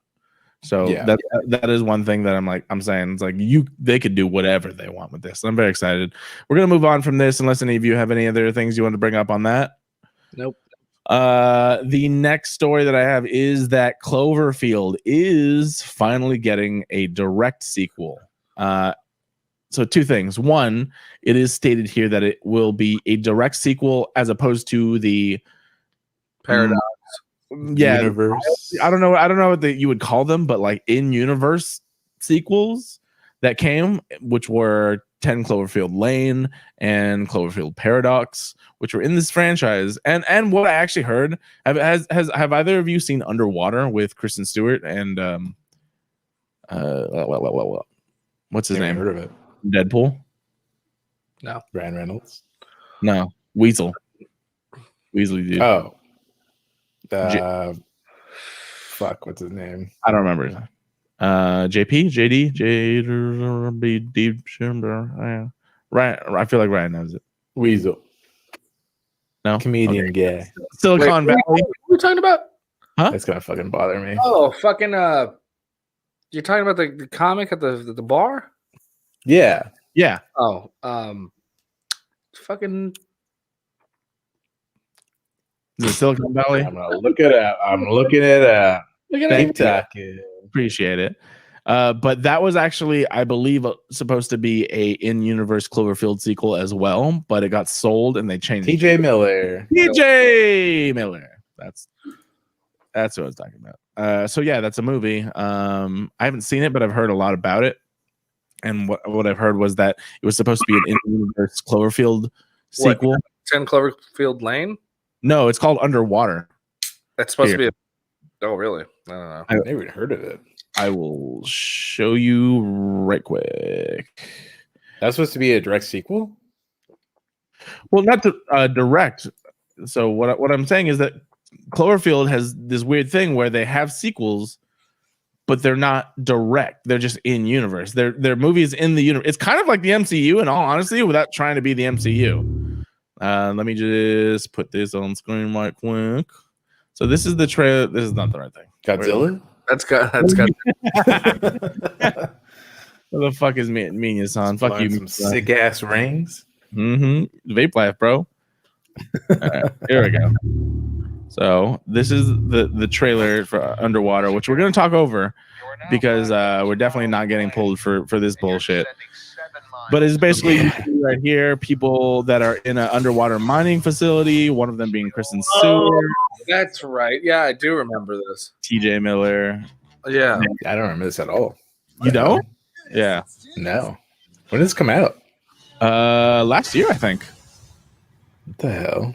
Yeah. And then they're in this underwater base and they hear some shit and then shit goes down. That guy playing fucking. It's Alien again. Kinda. Yeah. It has a lot of those underwater. vibes. But like they're in an underwater base and you check this scene out real quick. A little drippy of water. That's not supposed to be a thing. And then the whole shit just blows up. Oh shit. Then you gotta go along and they're like they have to go into like underwater diving suits. They go out there on the ocean floor and they start seeing creatures and getting abducted and fighting them and whatever. weird things. So what I heard was this was originally supposed to be a Clover. I don't know if that's the actual date, January 10th, 2020. 2019. Come on, so maybe it never actually came out. No, it did come out 100%, but I don't know if it came out in theaters or got pushed back and was only on demand. But bring this back. That was alleged to be a sequel, but it changed hands, got bought by somebody, and I believe, from what I've heard, it is more of a. I'm not gonna ruin it. Spoiler. It's a different type of monster movie. As you can see, there's monsters, so I'm not spoiling anything. But it would make sense if they changed it back to the Cloverfield monster and those types of things. This is going to be a direct sequel as opposed to those which are indirect. And so it's also not going to be a found footage movie, which the original was. And so I'm actually very excited because like we were talking about a lot of things that got a lot of criticism. I really enjoyed Cloverfield when it first came out. Did you guys? And what do you think about I did. Getting a direct sequel to it? Yeah, Sure. I mean, like, so talking about Cloverfield real quick, because I don't know if you guys were invested in the whole like alternate or what do they call them, AR like sort of things that were going on. Their viral marketing and all that stuff. Yeah, so there was a ton of viral marketing. This was like the first movie that I feel like really took it to like a whole another level as far as like, you know, having like a lot of real world things happening that were like a direct tie to this movie. And I was heavily invested in that game. Yeah, I remember that. As far as like following things online, you know, finding these different puzzles and like, you know, people going out and like I was like, you know, in a forum of like people like, you know, just like me who would like, you know, go out and like we'd get like coordinates in like a trailer or something, and these people would actually go out there, find something there, and it'd be like a, you know, like a USB filled with like videos or something, and like or like some documents that are found, and like, you know, just crazy stuff like that like built like this entire back end to the movie. And you know, they did so much of this world building stuff that which like, actually they didn't really, and I kind of miss. I wish more films and things did that, because I remember the two that stood out in my mind were Cloverfield and The Dark Knight. The Dark Knight. Yep. Yeah, I'm like, I fucking love that those guys did those. Yeah, so The Dark Knight was another one that was super into. I mean, they did some crazy shit for that movie too, but I don't know. Yeah, that was like the only two movies that they. I mean, they did kind of some for the 10 Cloverfield Lane, but it was nowhere near the size that they did for. Yeah, I mean, they had the website. They had like the database of like people who worked for a certain company or something like that, and then they had exactly. They had that creature like Wash on Shore or something like that too. Yeah.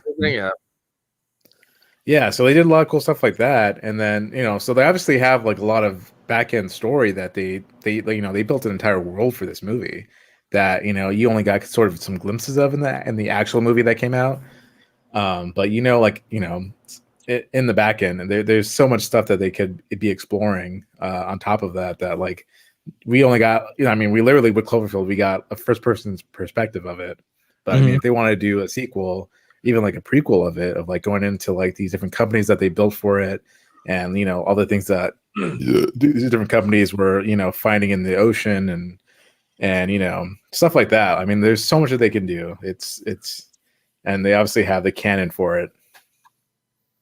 Yeah, I'd be really excited for that. Yeah, absolutely. Ryan, do you have any thoughts on this? Yeah, I mean, Ricky said it all. I really don't. I mean, I it's like we were just talking about. I'm just enjoying what's happening. It's like, give me another one. Sure. Did you guys like 10 Cloverfield Lane and Cloverfield Paradox? I did. I enjoyed Paradox more. Really? Yeah, I really did. I thought Paradox was really cool. I know they. I've never tested this theory, but I know they say that if you play Cloverfield and Cloverfield Paradox at the same time, there's some stuff that match up at the same time that they wind up in a different like kind of universe. That's when the monster shows up on Earth. Yeah. So in Paradox, there's the point when they do like the first things happen where I don't know if we want to spoil it or not. The first time they do the experiment There's also it lines up with the movie the first time you see something in the monster in the original Cloverfield movie. Yeah, That is interesting. I would definitely. So and even Cloverfield Paradox. I think even in Yeah. 10 Cloverfield Lane, I think there's like an earthquake or something like that. Like at the same, I don't know what the fuck. It's weird. Yeah, so Cloverfield Paradox was the only one that actually had like an original tie to the movie, where 10 Cloverfield Lane, when they first did that movie, it had nothing to do with Cloverfield at all, up until it was purchased by, I think, was it Paramount or something? Mm-hmm. Did they change the story to sort of be part of that universe? Yeah. But it was never intended to be part of it in the beginning. So that's kind of why it's a little, they made like, some strings, but not as much as Cloverfield Paradox did. Exactly. But it I mean, if you follow what Paradox set up, I understand that could be a thing. Yeah. It's like, it's one of those things. It's like, that wasn't necessary, but okay. I really enjoyed that one because I don't know. I being a fan of like Alien and like that kind of old school vibe was really cool to me watching Paradox. Like, and it's something that it's something that could clearly happen eventually. There's all these different people, all these different scientists from different countries working on something together. Yeah, and then they end up. The conflict is they wind up accidentally, they get sucked. It's like they get sucked in a black hole or some shit, and they end up like in a different. It's like a parallel universe or something, some shit. Yeah, there's a lot of stuff. Yeah, I really enjoy these types of movies because they could seemingly happen. One of the other ones that I watched was the one with was it Ryan Reynolds and Jake Gyllenhaal? It was I forgot what it was called, but people were saying that it could have basically been a prequel to Venom, which 100% it could. Yeah, I just forgot what it's called, but either way, yeah, I like that. I'll look it up. Right it's crazy because what do they call him? So Kevin, Kevin Hickerson was like a correspondent on like certain sci-fi movies and shit because he like actually studies this shit. So like so when some of these movies come out, it's kind of funny to like he'll do like a video pretty much breaking down how true it is and at least true to their theories and shit like that. And so I love talking to him about shit like that because a lot of the stuff like the parallel universe and the black holes and shit like that is like stuff that he studies. Nice. Yeah. That's get, cool. get him back on when stuff like this happens. We'll talk about spacey things. Yeah, I know. Ricky, I sent something in the private chat if you want to take a look. I feel like it's up your alley. Okay.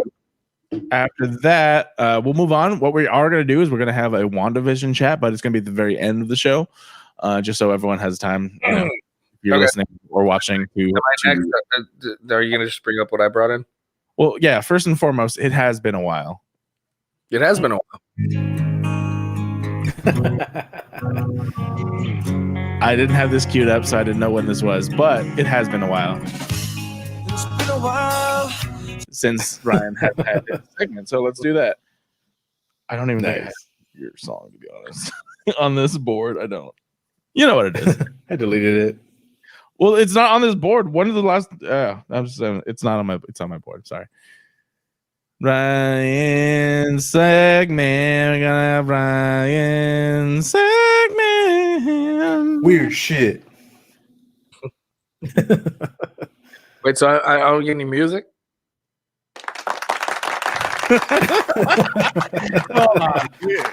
If you want to give me like a couple of seconds, I can figure it out. Hold on. I don't even know where I would have put it. Let's make a new one, bro. I'm doing the thing. Ryan gets on music. I'm sending you another video to queue up. Say it again? I'm sending you another video to queue up as well. Oh, okay. Sounds good. Sounds real good. There it is. I found it. Okay, cool. Click. I don't know why I didn't do the thing. There it is. Oh no! Yeah, nice. Behold the secrets of nature's deepest mysteries. She is literally like launching eggs out of her pussy. The poo-poo, eat the poo-poo guy. So they just like tie up these dudes that fart in their face. Now, man, he cut off his dick. This is gonna blow your fucking mind. Are you ready? You know what's funny? Ryan, you guys, yay! You just played that. I just noticed. You know what's funny is like I've noticed my voice has become different. Like if you listen to like older episodes, yeah, I sound so young and spry, and like now I'm just so. It's like now, like now, my voice is very like, you know, Pissed off. like just raspy and not. This is not as fucking, not as jolly anymore. It sounds like there's city miles on me. I don't know. Yeah.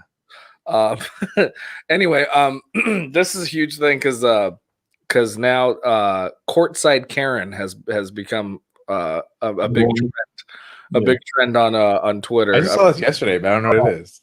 You don't know what courtside Karen is? Okay, so so I saw this shit yesterday, but I'll give you guys a full rundown on what happened pretty much. But during Monday's game between the Los Angeles Lakers and Atlanta Hawks, LeBron James got into an exchange with some fans at State Farm Arena. The aforementioned heckling went down during the fourth quarter. So I sent the video. The second one I sent you is like somebody in the stands, basically. Oh, the second one?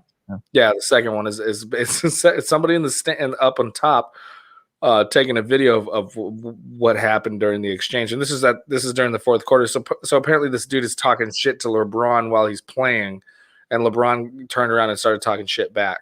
Yeah. Oh, you want to play it? Yeah. So play the clip. Usher somebody out of the building. They might be gone. I think this was happening also. Somebody was all over LeBron. And they're still on. You're not playing it for us. Minutes ago, and I know he was glaring into the seat. I Can't see it. We can't see it. Oh, I was just playing the audio. Sure, I'll play the video. Give me one thing. Hello. First of all, I'm just surprised that there's even people at these these fucking. I thought they were all virtual. But I guess if you're rich enough, why not? They're playing in Atlanta, so like certain states don't give a fuck. Like, so what is the okay. I was like, what is even the point of that? They're like, all right, you guys have to be very. So I saw this actually. I saw a video where it's like they made it so two people who are on opposite teams couldn't hug after a game, like they're friends. But I'm like, so it's totally cool that they can play full on basketball with no mask next to each other, but they can't hug. It's all just for people. Nothing makes sense. People like, to not talk. They're just like sweating and heaving and fucking all the shit right there, but they can't hug. It doesn't matter. It's just it's nothing makes sense anymore. It's just for publicity, just to make sure, like, so no Karen goes, oh, why wasn't he wearing a mask before you game? Whatever. He touched him. He touched him. I should him. Yeah, it's like they all get tested. They get tested daily before they play. Yeah. So whatever. Yeah, whatever. Out of the building. They might be gone. Hold on. Where's the? There it is. Also, somebody was all over LeBron. And they're still on LeBron. I think that's what it is. A few minutes ago. Can you see my cursor? That's those blonde bitches or what? Get the fuck out here. Yeah. So they kicked out 4 people. These courtside bitches right here. Yeah. I think it's nothing now. Yeah, they're not kicking them out. It's just. Fans ever. Well, remember, it was that executive of the Cavaliers that sent LeBron off in Cleveland. Fuck you! Lady. Fuck you! Wow. Not even wearing a mask. It's like she has her chin diaper on. Yeah. Yeah. That's the point. Yeah. Oh boy, you gotta love it. Okay. Play the game, boy. Yeah. Jesus. Yeah. That. So, one of the perpetrated people that was forced to leave the game took to IG to talk about it all, which is that other clip I sent you. Just got kicked out of. She says just got kicked out of the game for talking shit to LeBron James, or for talking shit to LeBron James for talking shit to my fucking husband. So play it. Yeah, go ahead, play that. Yeah, I'm gonna bring it back up here. Just got kicked out of the game for talking shit to LeBron James, for talking shit to my fucking husband. This is such fucking bullshit. Listen, let me tell you. LeBron James looked at my husband during the game and cussed him out, and I stood up and I go, don't fucking talk to my husband. Talk to my husband one more time and I will fuck you up. And he started fighting with me. He goes, shut your mouth, dumb bitch. And I go, you shut your fucking mouth, bitch. I love her. So actually, so I just sent you a third thing, which is actually LeBron after the show, after the game, doing a press conference and actually talking about exactly what happened. Okay, I'm gonna pull that up right. I can only picture her husband in my brain. He's this old white dude who has money. I mean, who else would you picture an old white dude, but also picture him with money, lots of money and like pinky rings. Protocol if fans can take off their masks to yell at a player. No, at the end of the day, I'm happy fans are back in the building. I miss that interaction. I need that interaction. We as players need that interaction. I don't feel like it was warranted to be kicked out. There was a back and forth between two grown men, and which we said our piece. He said his piece. I said my piece, and then when someone else jumped into it and said their piece. But I didn't think they were, should have been kicked out.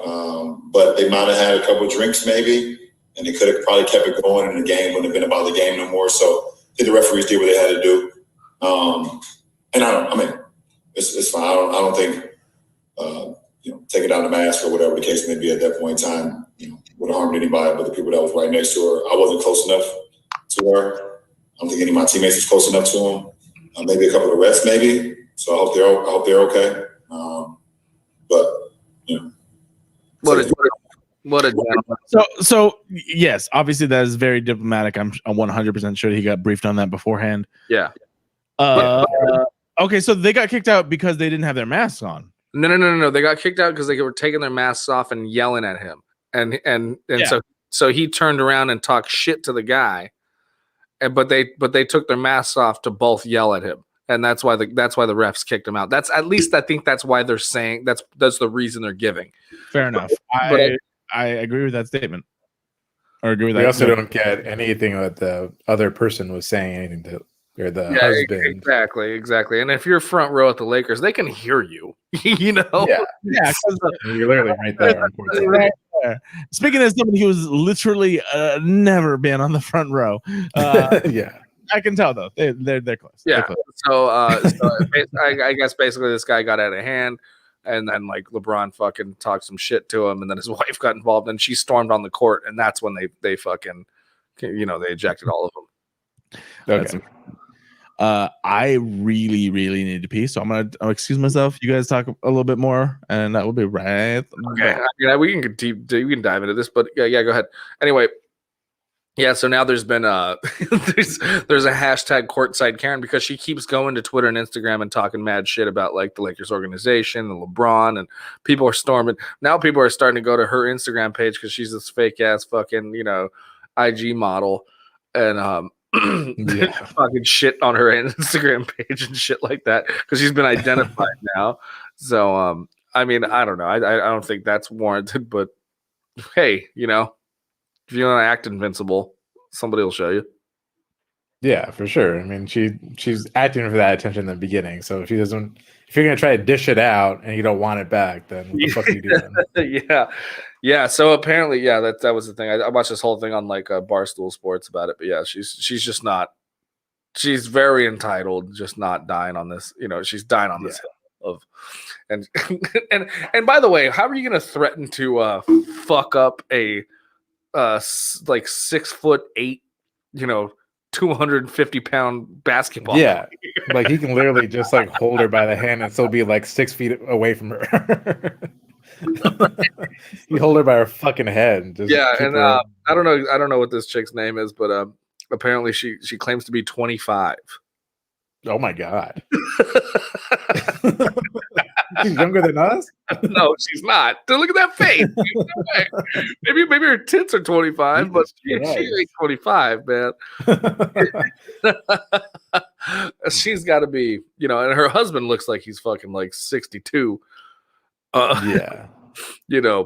Pinky rings and money and whatnot, but yeah, they both have like a I don't know what the husband does, but check out the Barstool Sports version. They really break it all down, which is really funny. They obviously have money, or at least the husband does. Yeah. Well, the husband does, obviously. I mean, he paid for his face.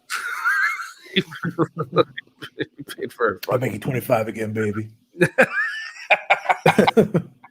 You turned how old? 30? No. No, not my wallet. Differently, my wallet.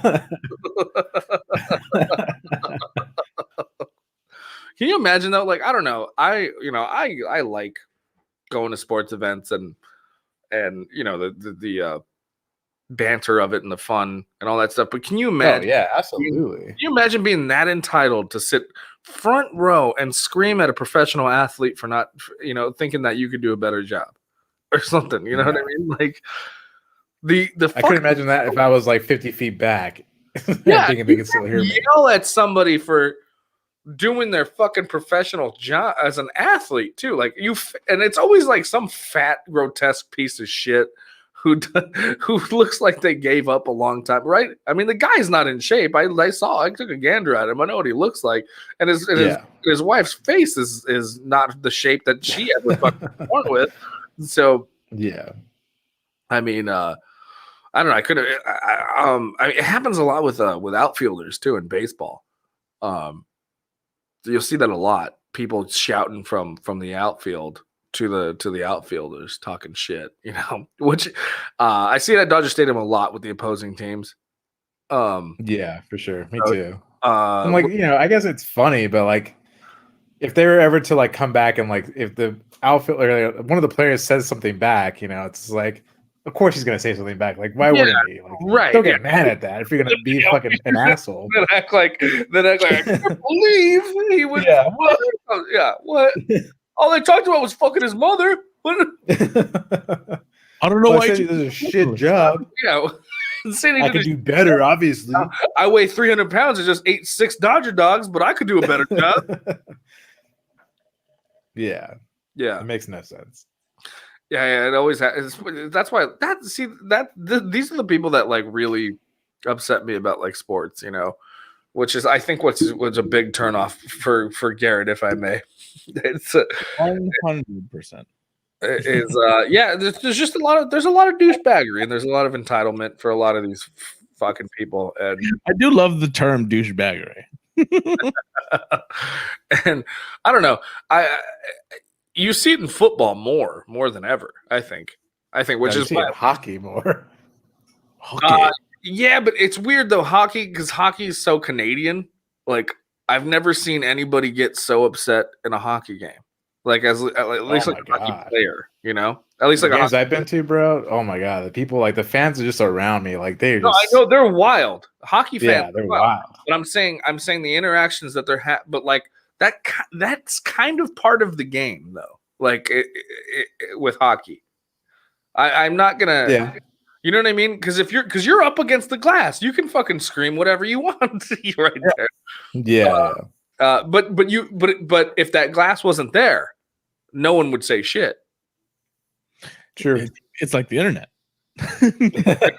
because so you can be up on the glass screaming at whoever, fuck you, Kopitar, you're a piece of shit. And then, but then like take that glass away, you are not safe anymore. Those people are probably terrified to say anything. Absolutely. And I'll say this, and I've told you guys this before. I have actually gotten into a sport, and it is not the sport you would think. For people that don't know, I really like the movie trivia right now. The movie trivia schmodown is something that for some reason Stop saying that's a sport because it's not.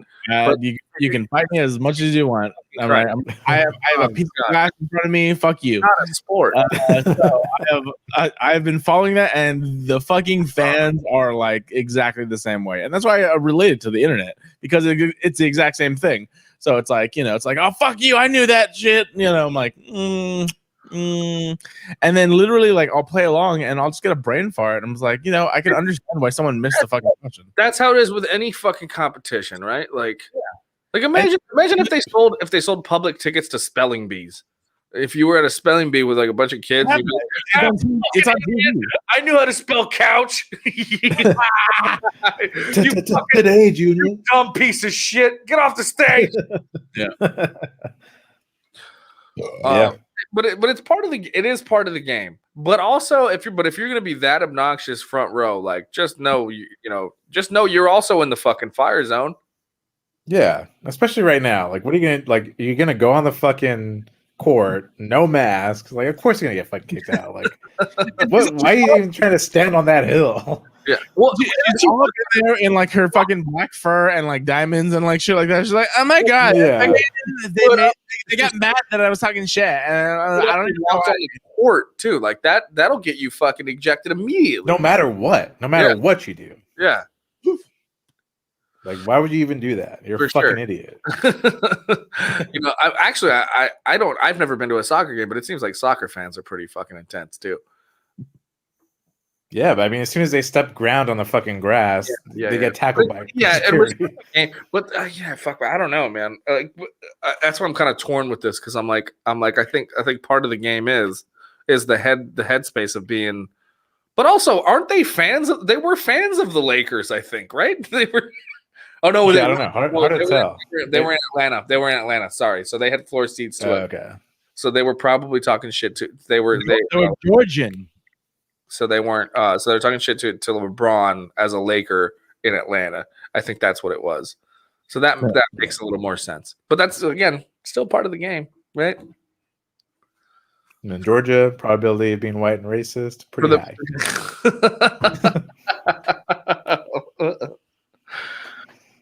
I agree. I think ups right now. Sorry, guys. I'm trying to hold my breath. I'm not breathing. But anyway, that's it. But yeah, courtside Karen has become a thing. So especially on Black Twitter, fucking 2 Chainz and LeBron and all kinds of people have been tweeting about this speech. Yeah. So the thing I saw last night actually was like, I saw the hashtag, but then I saw like all these videos of like LeBron being like a total fucking like cool dude. Like, yeah. Like like offside, like any other time besides this, I guess, like any interaction that anybody's ever had with him on the court side, it's always been like he's been like the nicest fucking dude ever. He's actually a true gentleman. Everyone wants to hate on him for what he did to Cleveland, but you know what? That's whatever. That's just a biz, Yeah. Garrett has no idea what I'm talking about. I actually do. I've been trying to get rid of these goddamn hiccups. Okay. Yeah. So, as someone who doesn't follow sports, I'm aware of pop culture. So I'm aware that he started in Cleveland on the Browns, then he went to the Heat, then he went back to the Cleveland, then he went to Lakers. Right? Is that how that worked? Yes. Yeah. Yeah. So like I'm aware of that. I don't care. Yeah. Well, he went to Heat because he was a free agent, and he decided that he was going to make this like death squad like on the Heat with like a few other free agents. Yeah, I'm not 100% sure, but I think he was on the Heat when I was in jail because I like that's obviously the year that I paid the most attention to sports. Yeah. So, but then they ended up not winning. I don't think. I don't think they won the championship. No. Like so, I remember only a handful of things from basketball when that was it. One of them was Meta World Peace elbowing the guy from the Thunder in the face. Ooh, that was great. Yeah, Meta World Peace. I remember that happening, and I remember all the dudes who were into sports were telling me to pick a team that I liked in football, and I was like, those guys are purple. I like them, and it was the Ravens, and that was the year they won the Super Bowl. Oh, there you go. Like, so you get to live. Now I got some more soup. Do we want to try and talk sports right now at all? The Super Bowl is on Sunday. Yeah, I totally forgot about that. I do know half of that. So the Super Bowl is on Sunday. I knew that. And I know that the Buccaneers, which now have Tom Brady, who was on the Patriots, You got some knowledge. Yeah, well, I can't avoid it because there's tons of news out there. But I don't know who the other team is. I didn't look into that. So Buccaneers versus who? Fuck who are they playing? I watched the games to find out who it was too. Jesus, I didn't know the Buccaneers were playing, so you have more knowledge than I do. It was the Bills. I only know the Buccaneers because the Bills got the shit kicked out of them. Yeah, because Tom Brady from the Patriots, who apparently is a big deal, he went there, and so before that, I don't think I've ever heard the name of the Buccaneers. Well, that's the thing. That's why I'm a little torn. Because I fucking. Are you still looking? What are you looking at? Sorry, I'm looking at who's actually playing. Sorry. Who's in the Super Bowl 2021? Go. Oh, Chiefs and Bucks. Okay. Come on, Chad. It's Chiefs. So the Chiefs. But I know nothing about the Chiefs, but but I'm a little torn because I don't want Tom Brady to win another Super Bowl ring because I'm so fucking tired of him being in the Super Bowl. I will say this. I'll give it to him. He did bring another team to the Super Bowl that I have never heard of. So, but that's my point. And I'm like, I don't want him to win. But Steve's a big Bucks fan, and he's been a lifetime Bucks fan, and they haven't won since like 1998. Yeah. so I guess fuck it. I guess go Bucks. Yeah.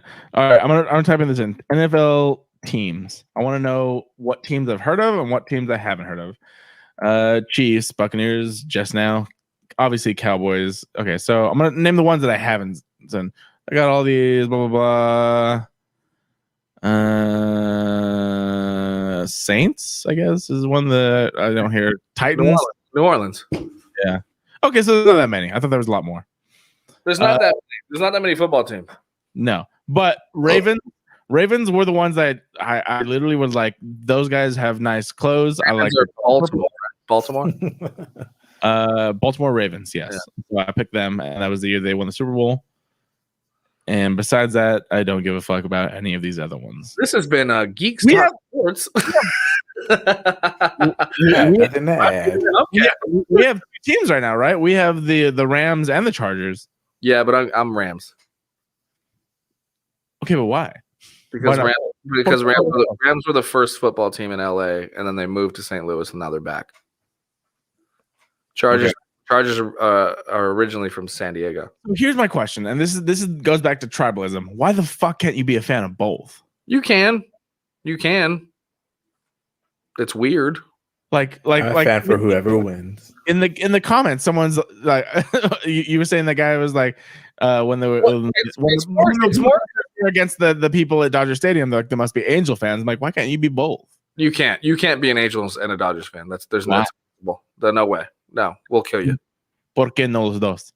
Because it's a rivalry for like, the city. You can't be an Angels fan and a Dodgers fan. Like I love baseball, so I'll go to an Angels game. WandaVision talk. Let's go. I'll go. I guess that makes sense. We've never talked about sports, so yeah. But I'll go to an Angels game because I like Angels Stadium. I think Angels Stadium is definitely much better than Dodger Stadium for sure. 100%. But I just love baseball. But I will go to an Angels game as a Dodgers fan, and I'll just not wear my colors. I won't wear any Angels shit, and I won't wear any Dodgers shit. Mm-hmm. Oh, I didn't play, but I also cheer for the Angels. I totally forgot to play this while we're talking about LeBron James. LeBron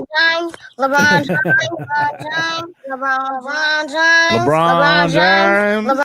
Yes. And you know what? But if I'm going to an Angels Dodgers game, of course, if I go to Angel Stadium, I'm wearing my Dodgers gear. Mm-hmm. If the Dodgers are playing. So if I would go to Petco Park and but the Padres were playing the Dodgers, I'd be wearing my Dodgers garb. But I would like to go watch the game at that stadium. Mm-hmm. Makes sense. No, I am over the sports talk, to be honest. Okay, move on. Let's move into this. WandaVision. Or actually, hold on, Ricky. I sent you the thing in the private chat. Did you want to talk about that at all? I don't know if you saw it. I don't know anything about it, to be honest. Fair enough. I just saw. I was like, fucking Elon Musk. What was it? I want to fucking pull it up right now. Elon Musk. I didn't even know he had a company like this. No, I knew he had a Neuralink. Has implanted a device in a monkey's brain and hopes to make it play video games in its own mind. What the fuck? Yeah. What the actual fuck, Elon Musk? I don't know. Elon be crazy. Elon is about to start Planet of the Apes, so be very prepared for that. To apes strong together, just so everyone is clear. Cool. And now, like pat him on the shoulder, hug him. Hey, we're fans. Elon Musk just wants to be James Franco. Huh? Elon Musk? Yeah. Exactly. I'm gonna start it. I'm just gonna start this thing. Yep. Now we are getting into WandaVision talk. So, for anyone right now who is listening or watching or whatever and has not caught up on their WandaVision and doesn't want to get spoiled or doesn't want to talk about shit that may happen or why it's happening, thank you very much for listening. The rest of this podcast will basically be about that. So, let's jump into it. Ryan D has left. That is fine. Ricky, you are all caught up with WandaVision, correct? I am. Awesome. So right now we are up to episode 4 as of now, as of right the fuck now, February 2nd. And every episode that I watch, more and more, I love this show. I think that it is so good. It is a little bit of a risk because of how they're doing it.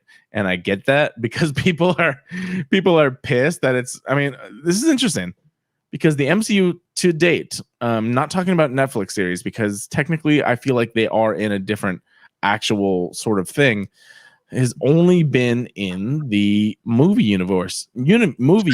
So mega fans of the MCU are all about getting what they want within a roughly 3-hour time frame. This is making us wait, just like, you know, a lot of other shows, of course, and back in the day, as far as TV goes. I kind of like that. For some reason, people have more of a problem with it than like, say, The Mandalorian. I've seen a lot of uproar on the internet about people who are like, oh, it's so slow. I don't know what's going on. Blah, blah, blah. I want more information. I'm like, that's how TV works, motherfuckers. I'm just gonna remove this person because but I'm just like, you guys just fucking chill, hang out with the fucking the story, and of course from episode 1 you got the hint that what is, even if you have never seen a trailer, you understand that what is going on is not the only thing that's going on. Yeah.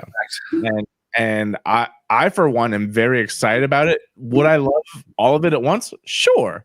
Do I appreciate this? Also, yes, because like I think I liken this back to Lost back in the day, where I was like, this is like Pleasantville meets Lost, and I'm like, I love it. I was one of those people. Yeah. Cheers. I'll cheers you, Ryan. I'm gonna join Ryan. I'm gonna grab another drink. Okay, cool. I'm gonna sip this now and drink it.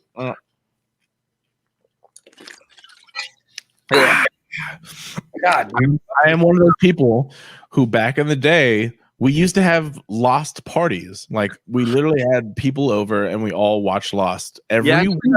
I never got into Lost. I loved it.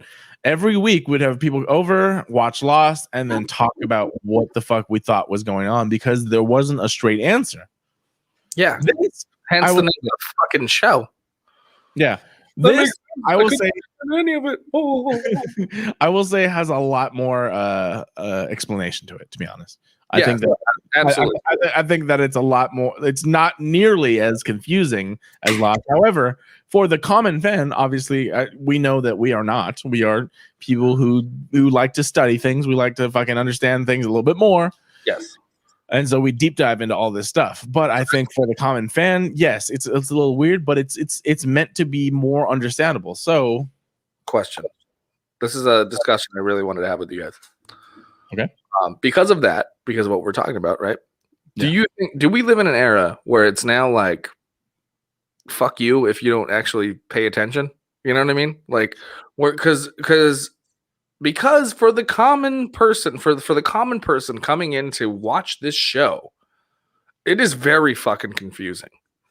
And the fact that you and I know you're trying to say that like there is a lot of like explanation and stuff like that for sure, but on episode 4, so when you're going into this as somebody completely blind and just wants to put on a TV show, you have no fucking clue what's going on, and you're gonna turn it off within those first 2 episodes because you're completely lost. Or you'll keep watching this to see how it unfolds. There's 2 different types of people, obviously, who watch TV.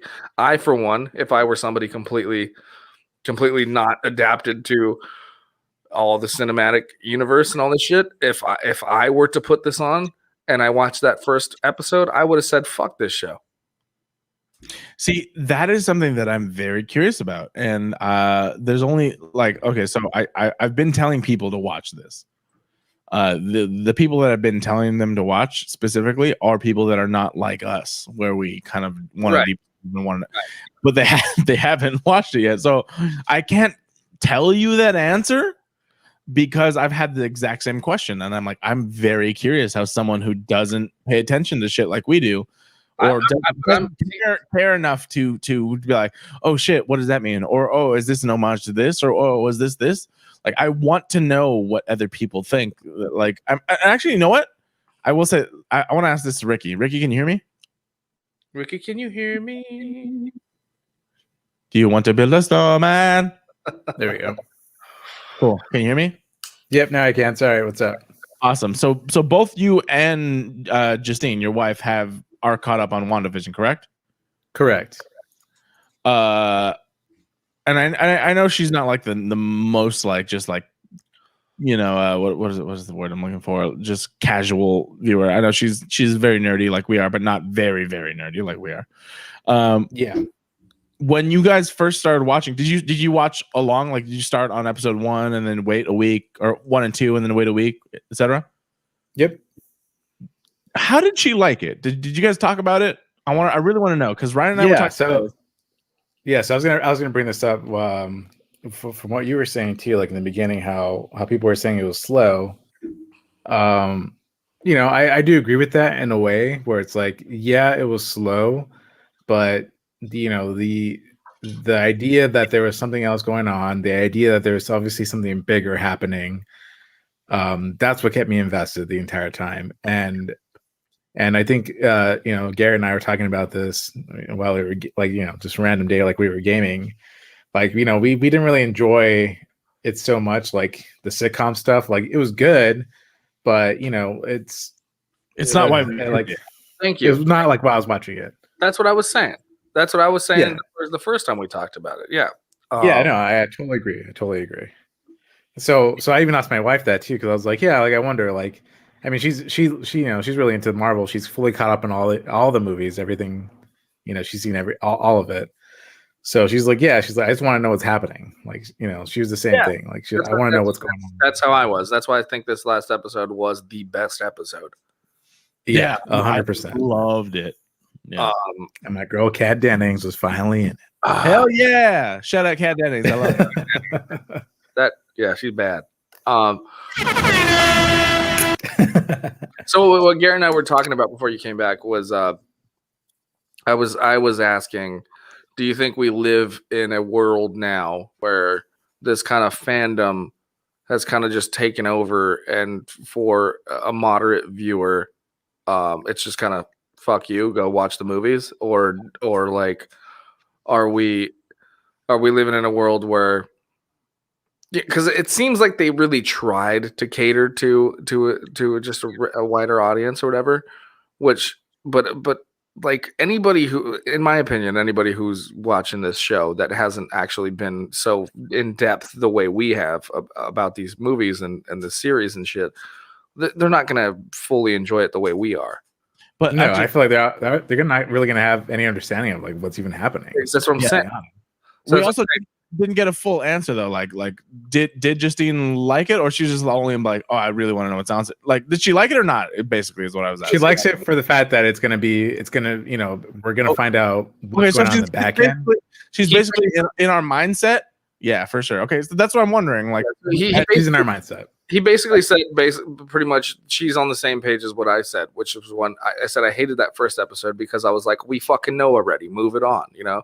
Yeah, like none of us were laughing at any of the jokes. Yeah, exactly. It was very flat, and then finally at the end of that episode, we get something, you know. And then the second episode gets a little more. Third episode, what gets really intense, you know. And then this fourth episode, we finally get like, holy shit, this is what's going on. And then the thing I love about it too is that, like, you know, we go back to like the first episode, but like we see it now on the back end of it. Yes, exactly. So it's like I do like that a lot too. Yeah. Like, I understand now why they set up so much of it. Yes, totally. No, for sure. I mean, obviously. I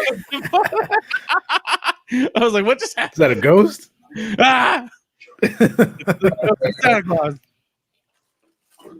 It's the ghost of Santa Claus. He wants vodka. I was just like, oh shit, is someone's behind you? I didn't notice. It's Wanda. Where did he go?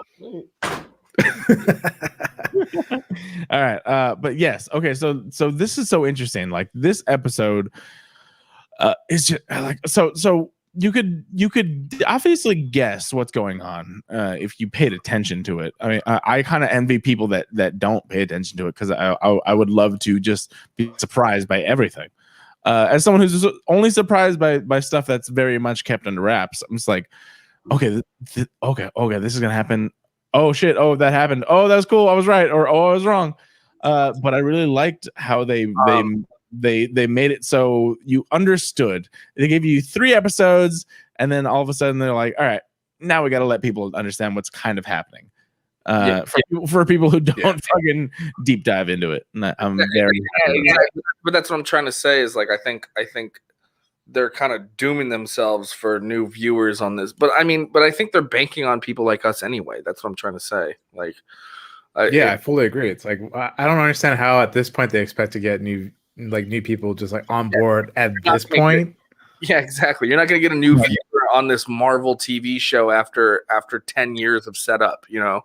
There's no way they're thinking are. I think that they understand that they are first and foremost the most widely viewed franchise in the world right now. And so basically they're kind of banking on shit like this, where people that don't watch it have friends like us who are like, you haven't fucking watched like Thor Ragnarok, you haven't fucking watched Captain America Civil War, blah blah blah. Check it out. Like think of being the person that, like, let's just say like I know somebody, I've been hanging out with somebody who knows nothing, and if I were to be like, oh, I've been watching this show, and then I sit her down and we put it on, she'd be completely fucking lost, and then and I'd be sitting there, and can you imagine being the person next to that person going, oh well, it's because this happened, and then with all the Infinity Stones and blah, blah, blah, blah. Then you have to like explain that dead. Yeah, because he's actually dead, not like right, not snapped. They have to go into that. He's not blipped, not not dead, Weekend to Bernie. Going into that thing. Yeah, well, she is Weekend at Burning Zim. She would like it. Yeah, she like it. She's she's playing. For instance, like I have friends who I talk to, and they're like, "Wait, what is this?" And they've watched it, but like not everyone pays attention the same way that we pay attention. And actually, I want to get into this discussion a little bit more, actually, because we never left. No, I know. I'm talking about like this idea of people who aren't in depth. Who are us? We are. What? who aren't us. Yeah, exactly. So like Yeah. I get so I'm starting to realize that there are a big group of people. There's a lot of people who aren't into shit like this the way we are. So so I get like I have to like take a step back and be like, oh yeah, okay, well, I guess you're not as big a geek as I am, or whatever. You know what I mean? Like, I guess this shit isn't as important because I'm realizing it, especially with dating and stuff, right? Like, I'll talk to somebody and they're like, I never watched Star Wars. I'm like, fucking how? Fucking, and it's like I have to like take a step back and be like, okay, there are people out there who just had no desire or opportunity or somebody around them to like really introduce them to these things. And to me, what? I was gonna say that actually brings me back to something like you guys remember How I Met Your Mother, where there's that one episode where Ted is dating the blonde chick, and she's like, "You've never seen Star Wars?" And then they show her Star Wars, and then to him, she's like, "That was really good. I loved it." And he's like, "Yeah, that's awesome." And then she talks to his best friend, and she's like, "Hated it." She's like, "No, hated it." But for him, I loved it. I'm like, "Yeah, that makes sense." I'm like, that's so weird. I think that's sweet. I think that's. I bring my dog and he's fucking nonstop barking. I'll be right back. Yeah. But there's a part of me that like watching exactly what you're talking about. Like, I felt that as a friend, and as a friend of you guys, and like, if you and I were dating somebody who didn't like Star Wars, like that would be offensive to me, right? But then I don't know. Getting a little bit older and stuff, you kind of I feel like it's not that bad. It's okay for it's okay for people to not enjoy the things you enjoy. But as long as they enjoy it for the sake of you, I think is very. As long as they enjoy that, you enjoy it. Yeah, like, exactly. That is one thing I have learned that a while ago is that there is a balance. Like, you don't have to love everything I love, obviously, but I do want to like enjoy things with you. So for instance, like, you don't have to love Star Wars or all these movies or all the stuff that I'm like super nerdy about. But I'm like, if I want to like go have sushi, you can't be like, no, fuck, sushi's horrible. Like, that's well, of course you have to have some sort of common ground. But like what I'm saying is like, we're very passionate people about things that were our childhood, but that's because we were little boys always loving this kind of style of superhero and a hero and like we idolize these guys and these fictional characters because we didn't have maybe we didn't have some sort of some sort of guidance or something like that, you know what I mean? So that I think that's why I don't think that's why everyone does it, but I understand what you're saying, because definitely you and I both have that in common, where there is a level of a missing element in our upbringing for sure, and that. But I'm curious about that. That's what I'm saying. So like, that everyone like because I said this is like the #1 franchise in the world. Does all these people not have that, or what? Yeah, I mean, it's to some people they just never had the desire, and that makes sense more and more to me now. But like. But I'm having a hard time dealing with it, because I'm like, how? But also I'm thinking the opposing idea now too, because I've dated and dealt with so many people who have similar interests, and we've been, but like that's what keeps me with them. It's just because we're so alike. Which you share thing, and we can share these things together, but that doesn't mean it's a good relationship, No, of course not. I think a good relation. I mean, I have an idea of a good relationship, and it is just like, it's not necessarily having to be on the same page with everything. I don't want someone that agrees with me on everything. I don't. Ricky, you're still muted. Oh, I don't. Sorry, bad. Huh? What was he gonna say something? No. I just noticed his microphone was up. Oh, okay. That's just all I've been thinking about lately. It's just that like I'm so fucking obsessed with these things and movies and Yeah, absolutely. I don't think that that a good partner would be someone that agrees with and or loves everything you love. But like I you said, I think like, it's all balance, but also a partnership. So it's like in my head. Yeah, in my head, it's like someone that's like, oh, you love that? That's awesome. I love that for you. Right. But right. also wants to go on journeys with you. You know what I mean? Like Exactly. Yeah. And like, you know, there's also a part of me that really enjoys like getting people to experience my experience. You know what I mean? Like yeah. If they've never watched these movies or never been a part of like I'm gonna explain to you why this is so important to me, and why, you know what I mean, and I want to watch you watch it for the first time. Yeah, that's the best, to be honest. That's actually kind of how I show my affection. To be honest, is I love sharing what I love with what others. I love. Yeah, exactly. And look, you know, fuck, I'm not. There's a lot of shit that I don't like, but I'm open to a lot, you know. So yeah, and I want other people to share what they love with me too. Like that's sure. the whole thing. Sure. Okay. Yeah, exactly. So this person I've been talking to asked me about line dancing. Okay, I would break up with them immediately. I know that It's some country stuff. I did it when I was a kid. And gross. And I said I won't. I was like, I'm completely not into it, but I was like, but if you would like me to go, like I would, you know. Yeah, jokes aside, yes, of course, that's the answer. Yeah. But I'm like, oh, if they said you want to go line dancing, I'm like, during these times, fuck them. Yeah, I don't know, but you know what I'm saying though, like it is a cultural thing, whether you want to talk, you know, whether you want to argue about it or not. It's something that, you know, a lot of people do, a lot of different cultures do, and it's whatever, right? But here's the thing: is I'm such a fucking asshole that I would just be like, okay, but we have to watch all 3 Star Wars movies. I see, and here's something I've learned. This never treat it as a first of all, treat it as a consequence. Not good, obviously, but also I'm not saying that.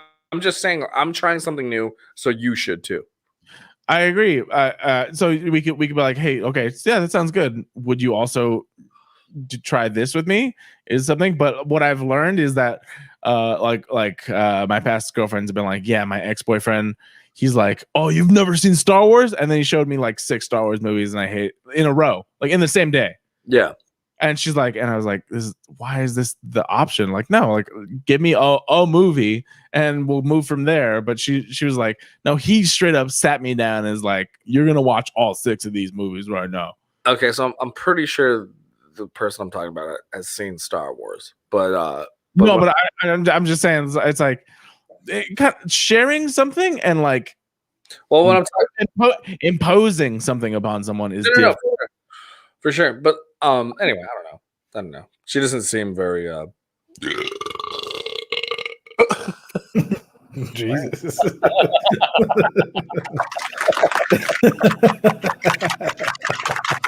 That was actually impressive.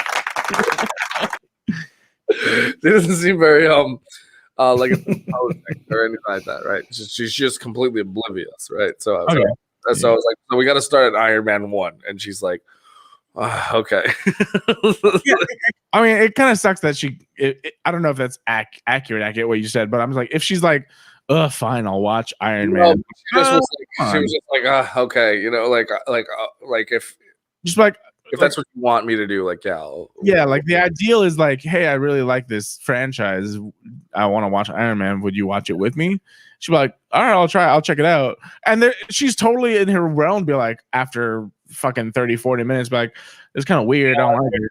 Yeah, I know, but it's a little upsetting, right? But at the same time, you don't need to be, like I said, you don't need to be the same person and have the same interests. Because actually, I'd like to have it all to myself anyway. So, Oh shit! I forgot my cat. I forgot my cat was in here. Whenever you forget your pets are there, and she like rubs her across my leg. I'm like, oh fuck! What the fuck is that? yeah.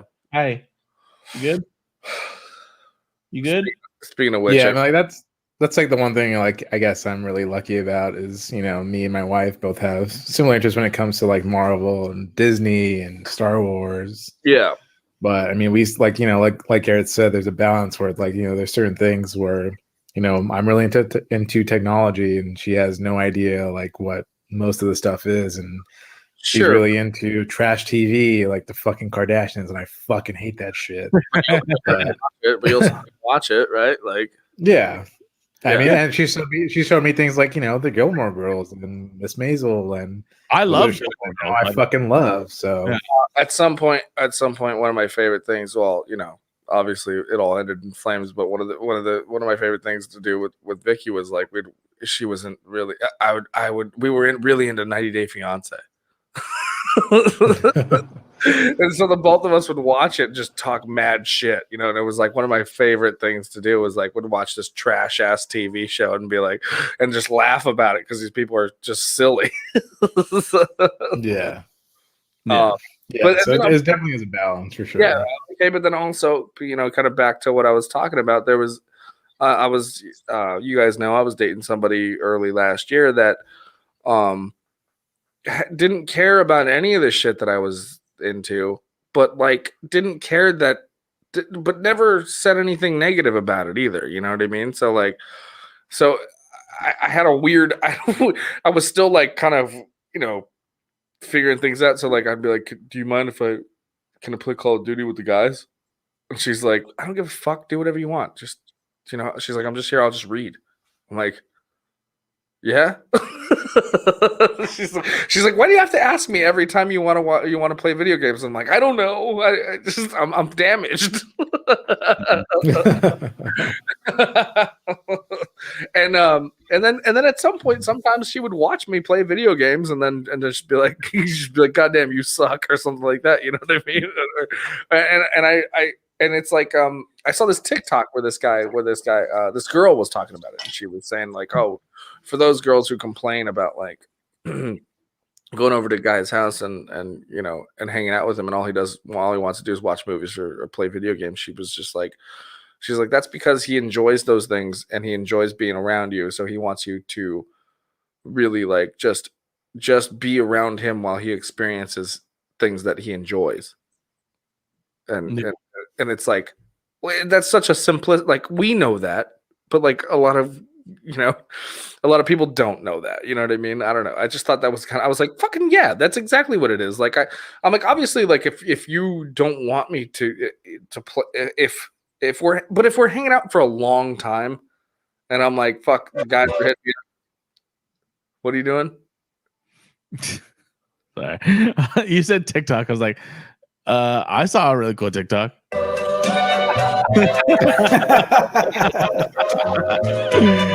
We do actually have to talk over this because I'm pretty sure this is awesome. Oh yeah. How crazy is that? This is the first one I saw, and then after this, all I got was videos of hot chicks.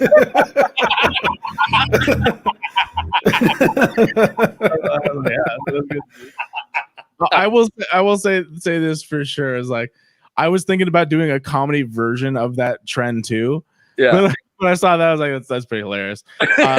My thing was going to be actually more of a Nightmare on Elm Street thing. I saw it worse than my idea, but it was already out there. And I was like, whatever. I also don't own any of those props, so yeah, it would take a lot of effort for me to do that.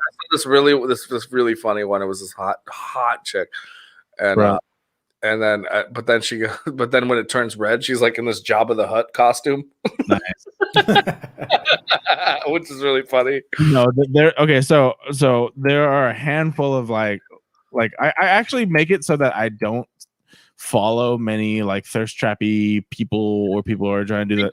And I try not to either, but like I guess my early algorithm and the songs that I listen to or the song, you know what I mean, like the trends that come through, like I get so many thirst trappy ones, and so I went on this rant. But yeah, thank you by the way for ruining my joke, but the one on Instagram, nothing. No, I ended up taking it down because I knew I was a target. For that. Okay. It wasn't a fucking. I was just like, you understand this? Everything on the internet is about attention.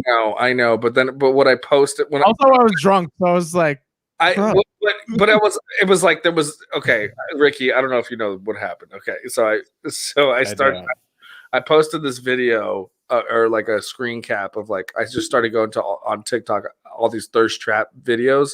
I just started commenting no. So I was like no. Oh yeah, I was behind everybody who said put your phone away. Why? I mean, you saying no is not going to do a goddamn thing, right? I know, but I just thought it was funny. Okay, cool. Whatever. Fuck you.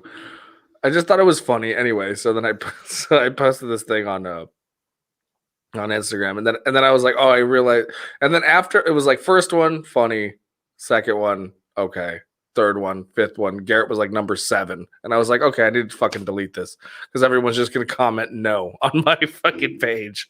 Yeah, and in all honesty, I didn't care if anyone else did. I didn't look at the comments. I'm just like, yeah, I know, but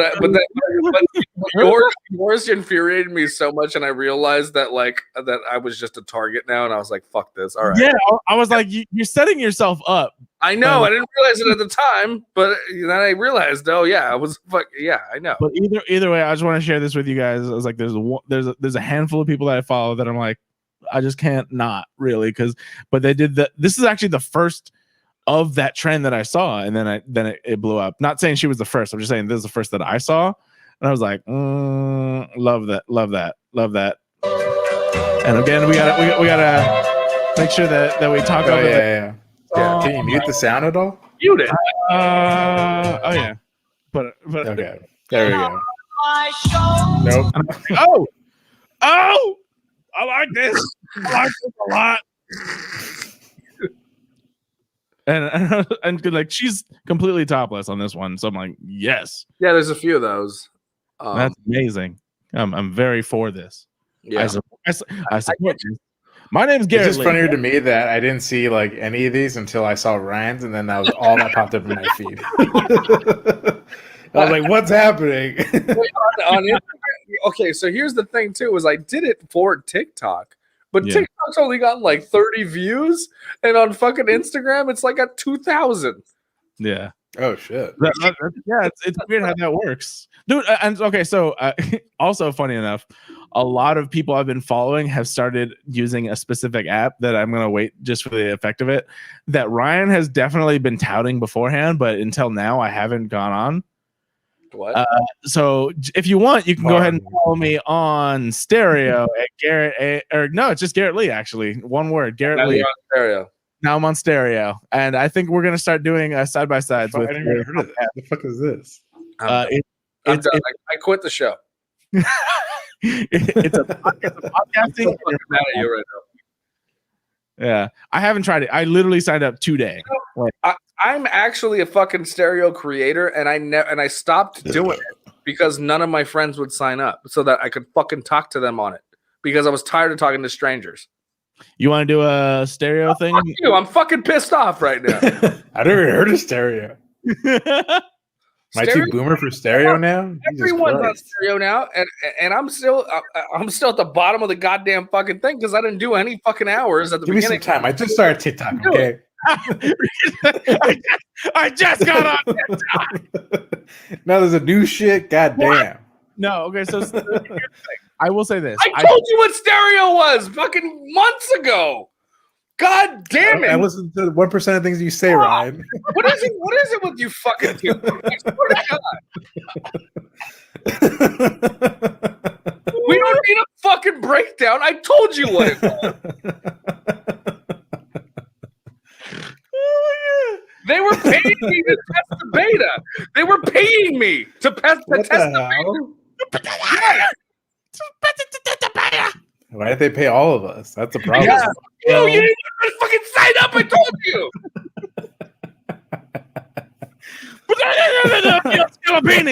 I went fucking really Don Vito right now. You went full Don Vito. Full Don Vito. Yeah. Never go full Don Vito, bro. God, dude. You can call me on at Garrett Lee on stereo, and we'll have some conversations. You know. Oh yeah. For sure. All right. I guess that was our Wanda talk. Yeah, that's it. Really. No, I was just talking about the episode. I wanted to get into the spoilers. Oh yeah. No. Okay. Yeah. I just know we were doing that. All right. Do that, but I really have to pee. So do it with Ricky. Oh, Lord, again. Okay. I also have to let my cat out because she keeps rubbing against my legs. All right. Cat. Anyway. Okay, so this is what I want to bring up first. First of all, did you notice Jimmy Woo's little card trick when he Yeah. So actually, Garrett and I were talking about this. I forgot. I think yesterday we were gaming, but we're both in a new Rockstars now, so I saw the breakdown. Well, there you go. Finally. Oh my god. How many fucking weeks have we been talking about that you guys haven't fucking gotten? Garrett just brought it up and I got into it, bro. I get up and no one talks about it until fucking 8 months later. Garrett told me about this brand new fucking guy called New Rockstar. About Cobra fucking Kai when it came out on YouTube, and no one fucking started watching it until it was on Netflix. I've been talking about the new Rockstars for the past 8 months. Garrett told me about this cool dude called New Rockstars, so I got into it. I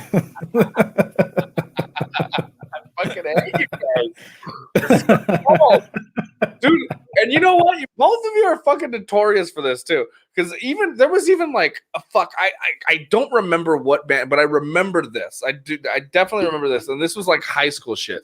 Like I remember telling you about a band. And then you fucking found them because they came out with a new album. And then you're like, bro, have you ever heard of this band? And I was like, dude, I fucking told you about this band like a year ago. Maybe. Anyway. But yeah, no, I did not notice that until I saw the new Rockstars. And I was like, oh shit. You watched the new. Okay, so check this shit out, right? So before that new Rockstars breakdown came out, this is why. So I watched it last night. But I also did FamCast. I jumped on a podcast they were doing, and with my brother Matt and D, and every theory I had broken down on new Rockstars. Everything, literally everything I fucking said on that episode was. So I'm like watching. I was like, that's what I fucking said. That's what I said. And I'm watching like. I don't know if it's because of that show or that YouTube channel that like I watch things differently now, but I just was theorizing, but based on all the things they had educated me on before. When I watched this last episode, that's what I was explaining. I'm like, and neither of them believed me, but like that's a very valid source of theories and whatnot, so yeah, when I saw them pretty much validate everything I had just said, I was like, holy shit, I'm good at this.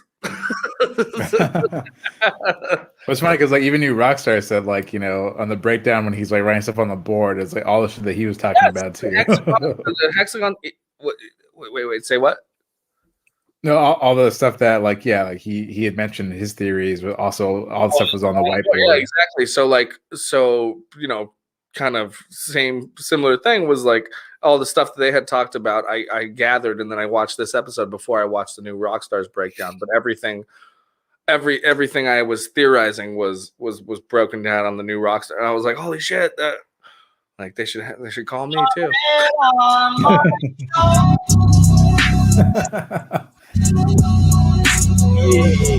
Yeah, that's copyrighted, dog. What's up, dog? I have a bone to pick with you, motherfucker. Cool. Do it. Pick it. So now you guys are just new Rockstars fans all of a sudden? Is that what's going on? Okay, I will say this. I don't know if it tells you when you signed up. I would subscribe to new Rockstars before you said new Rockstar. So? Oh, so what's your bone then? But what the fuck? I mean, I've been talking about these guys for months and months and months, and now all of a sudden, because WandaVision comes out, you guys are finally fucking paying attention. I've been paying attention for months and months and months. Yeah, I've already been subscribed. I don't know what you're talking about. All right, we should not talk about new Rockstar stuff until after we do it. What? We should theorize our theories and then watch New Rockstars. They're like day of. They're like we don't do. No, I know. I'm saying we should just not watch them, and then our ideas. No, I'm not gonna do that. No, I don't want to do that.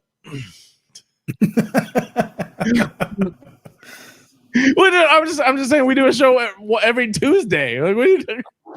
So You want WandaVision doesn't come out till fucking Friday. Well, I know when it comes out on Friday, their videos come out that Friday. Yes. Anyway, my point, you missed it all, but I was right about everything. And New Rockstars fucking validated it. You weren't necessarily right. No, but you guys, okay, fuck you. First of all, you didn't watch. You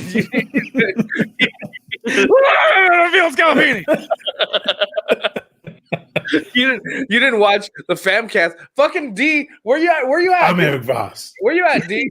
Fucking D needs to come in and tell everybody that I jumped in on a podcast D was doing, and I theorized all these fucking things, and they were all correct, and they were all on New Rockstars. D, please tell us Ryan's full of shit.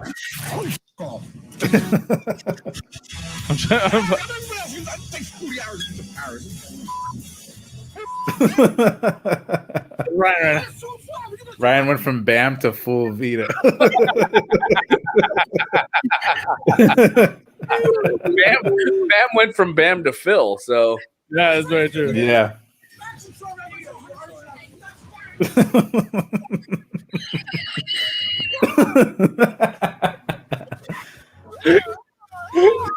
I didn't know I had two fucking things open.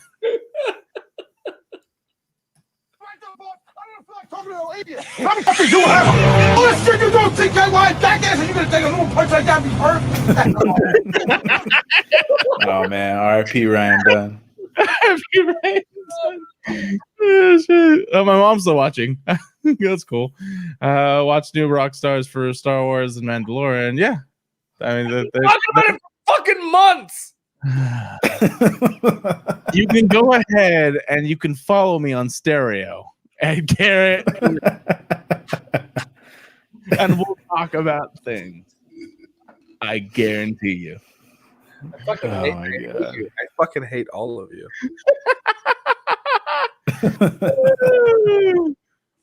God. It was the last episode of Whatever We Feel in Radio, and Ryan is telling the truth. Oh, I didn't say he didn't tell the truth. I'm saying we don't. Also don't Well, believe I'm you, just saying it's lost its thunder since you guys actually watched New Rockstars, but everything I theorized was pretty much on New Rockstars. I don't remember anything you said. I listen about 1% of what you say, so yeah. Yep. I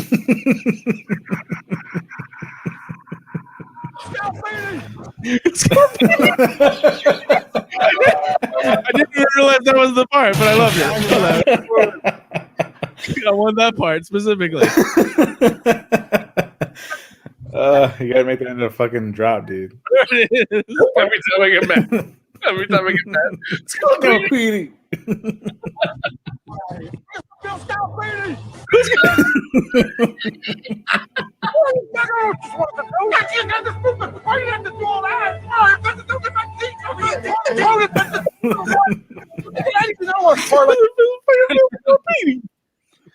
Oh my god, it's amazing. There is something with the hexagons, though, right? What are we? Absolutely. Okay, so so since we are full on going into New Rockstars territory, I love the fact that he was saying that when you went to Jimmy Woo's whiteboard, he's like, literally everything on there is a New Rockstars video title. It's true. I know. Yeah. Is Vision actually alive? Like, what's going on? I love it. Yes, I'm with you because a lot of the shit that at least I don't know without any help from you, I theorized myself was definitely validated by New Rockstars.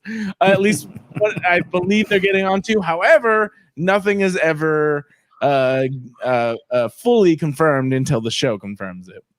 So right now, the biggest question that we still haven't had answered is who is the what is it? The criminal informant? What is the person who was under witness protection? Who was that?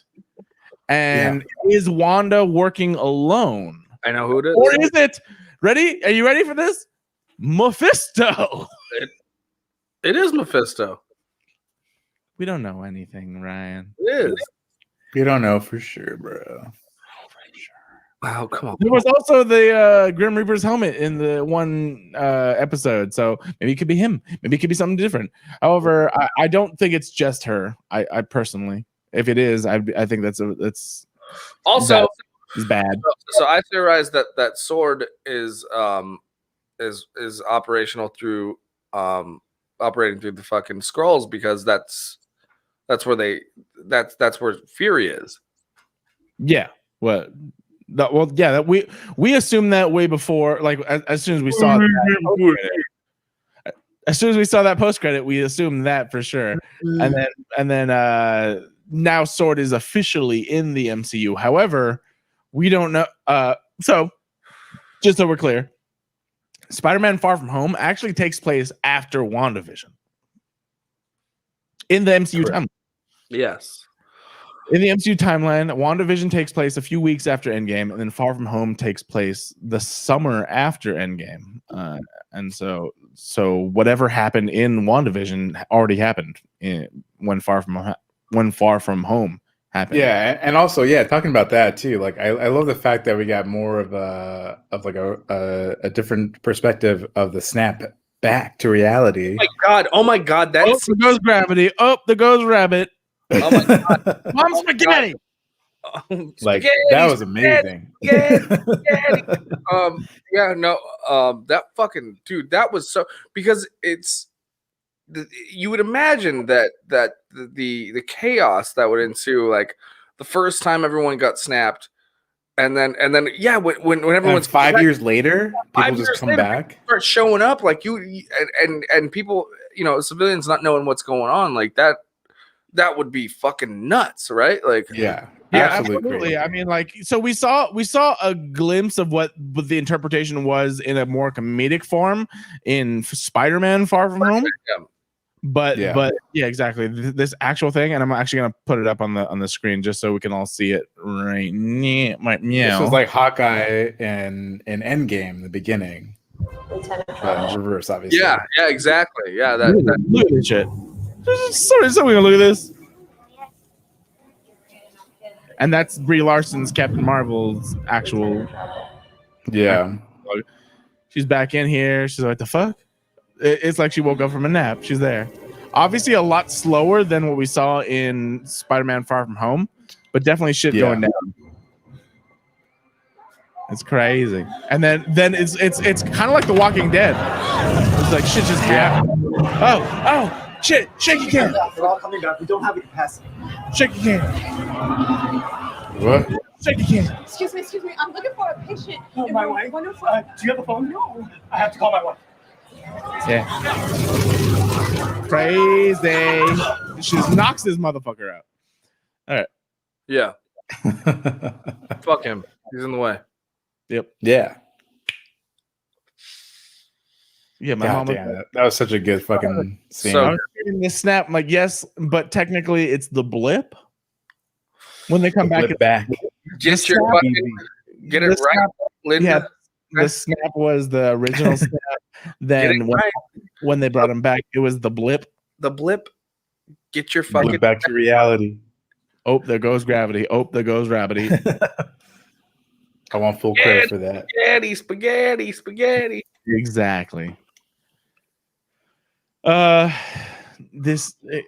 love this though. I love the show. I love everything that's been going on. Can we talk about how I love Kat Dennings? I love Kat Dennings. I love how Woo he got his fucking we already went through that. We already went through that. You were peeing for fucking 15 minutes. I drank a lot of liquid. Yeah. I'm just a big fan of this. I'm very happy. Currently, no real criticisms, to be honest. Yes, I would love to have them all right now. I just love the continuity of every single you know what I mean? It's like these callbacks that are just fantastic. I love it so much. Absolutely. It's things that you don't expect. You don't need them to be a thing, but they are a thing, and I love it. Yeah.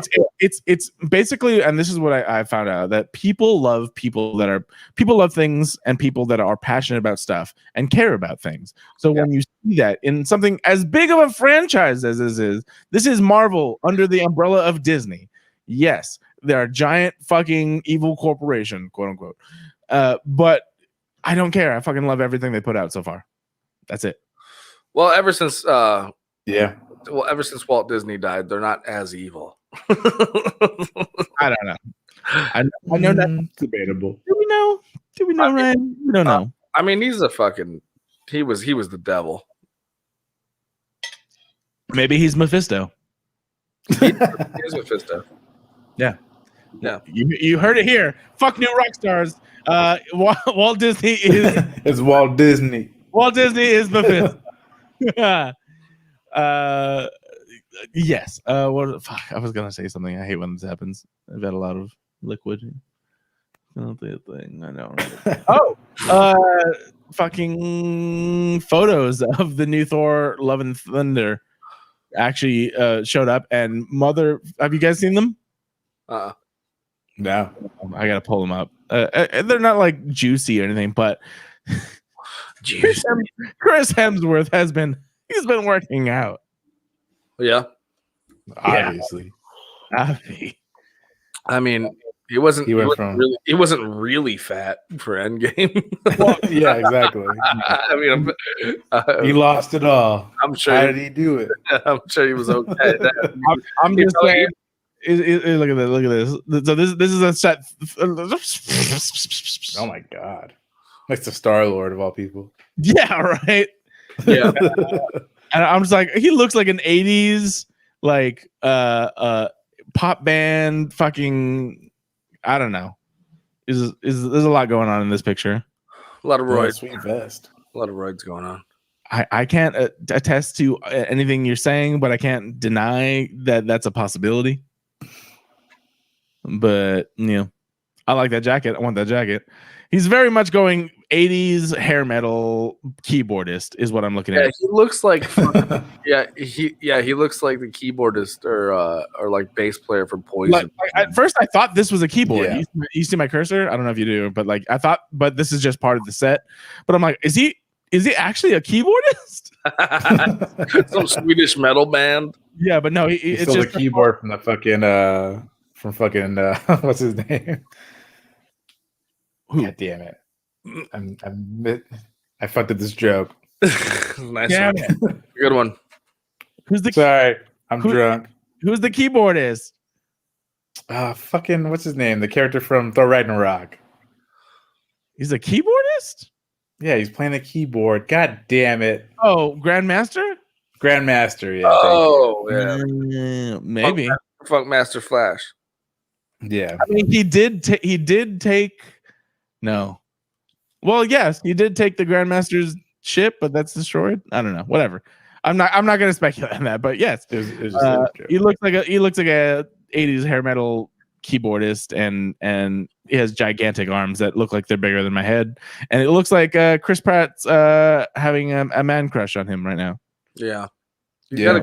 Chris Pratt's got a beard going on though, so. Yeah, before he just had like the chops, I think. And then besides that, not like it actually adds to the story. You do see what's his face, James Gunn's brother.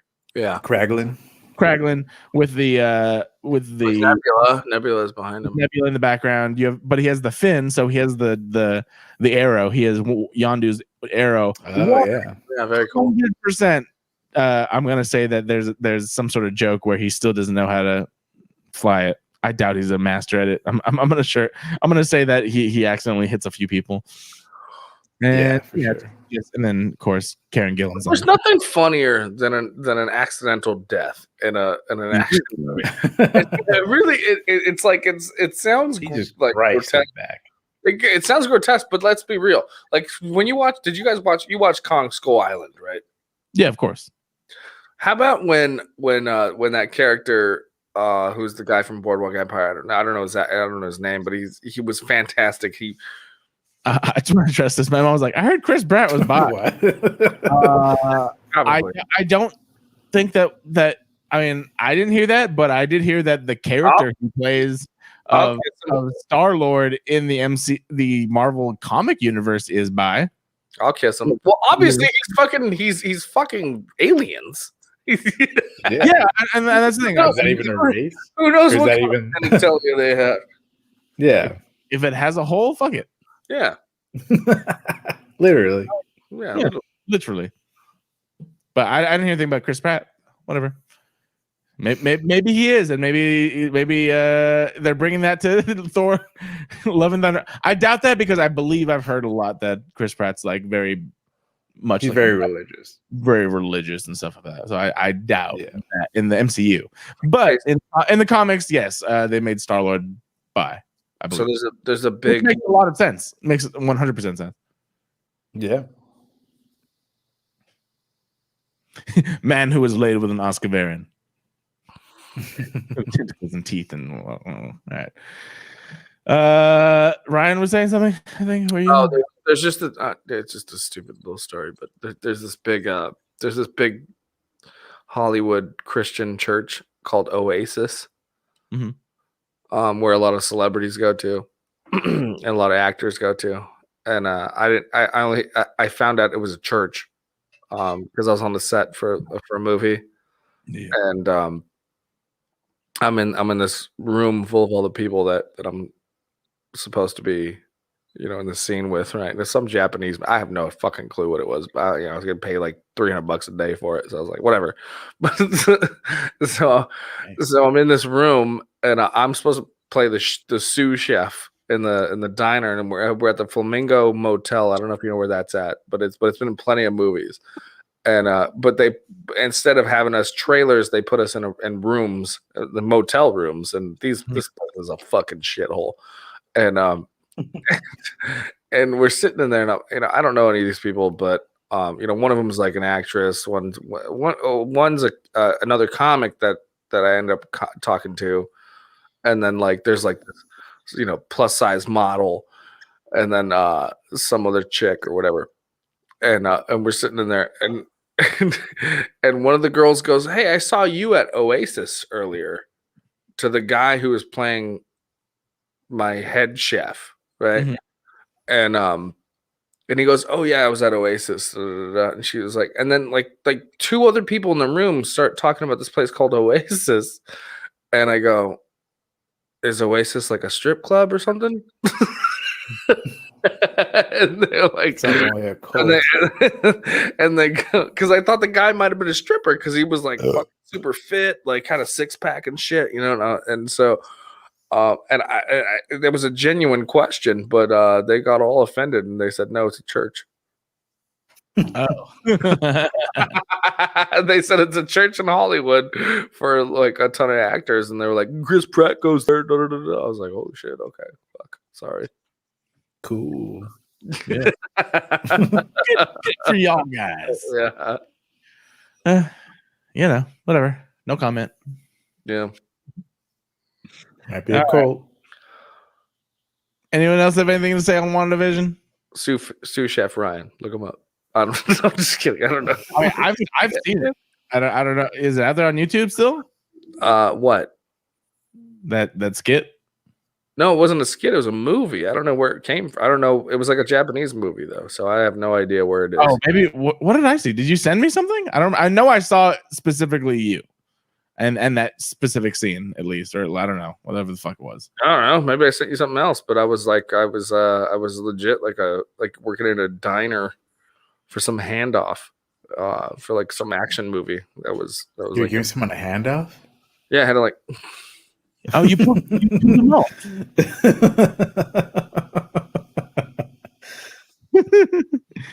Oh God.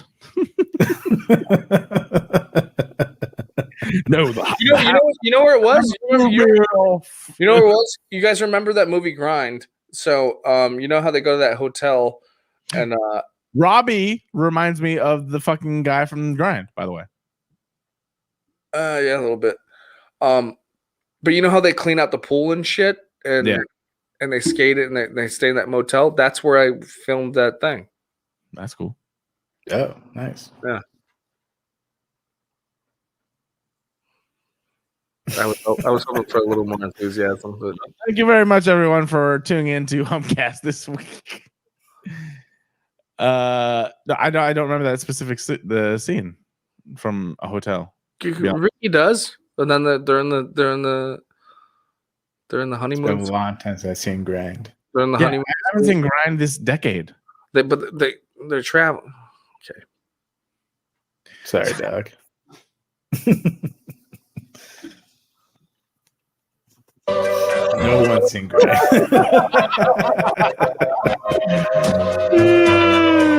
All right. Put your head on my shoulder.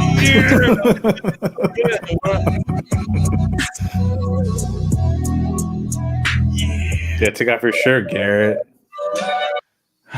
Maybe another time. I don't know. All right. Thank you very much for watching and listening and everything that you are doing. We appreciate you very much. So much. So much. Please leave a comment if you can, because we actually get amplified, I guess, on the algorithm as far as promotion goes.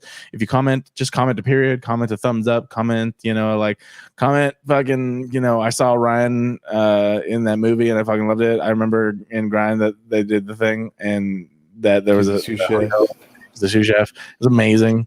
Comment whatever you want to comment. We appreciate you. Thumbs up, all the things that, since we're not getting any fucking money from this at all.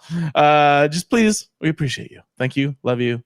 And for Ryan D, for Ricky C, I'm Garrett Lee, and I'll see you next time. Follow me on Stereo, by the way, at Garrett Lee. 10, 9, 8, 7, 6, 5, 4, 3, 2, 1.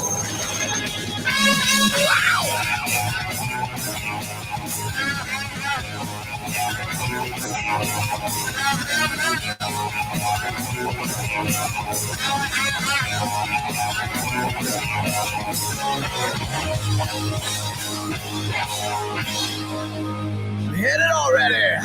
Ow! FamCast Media. Bitch.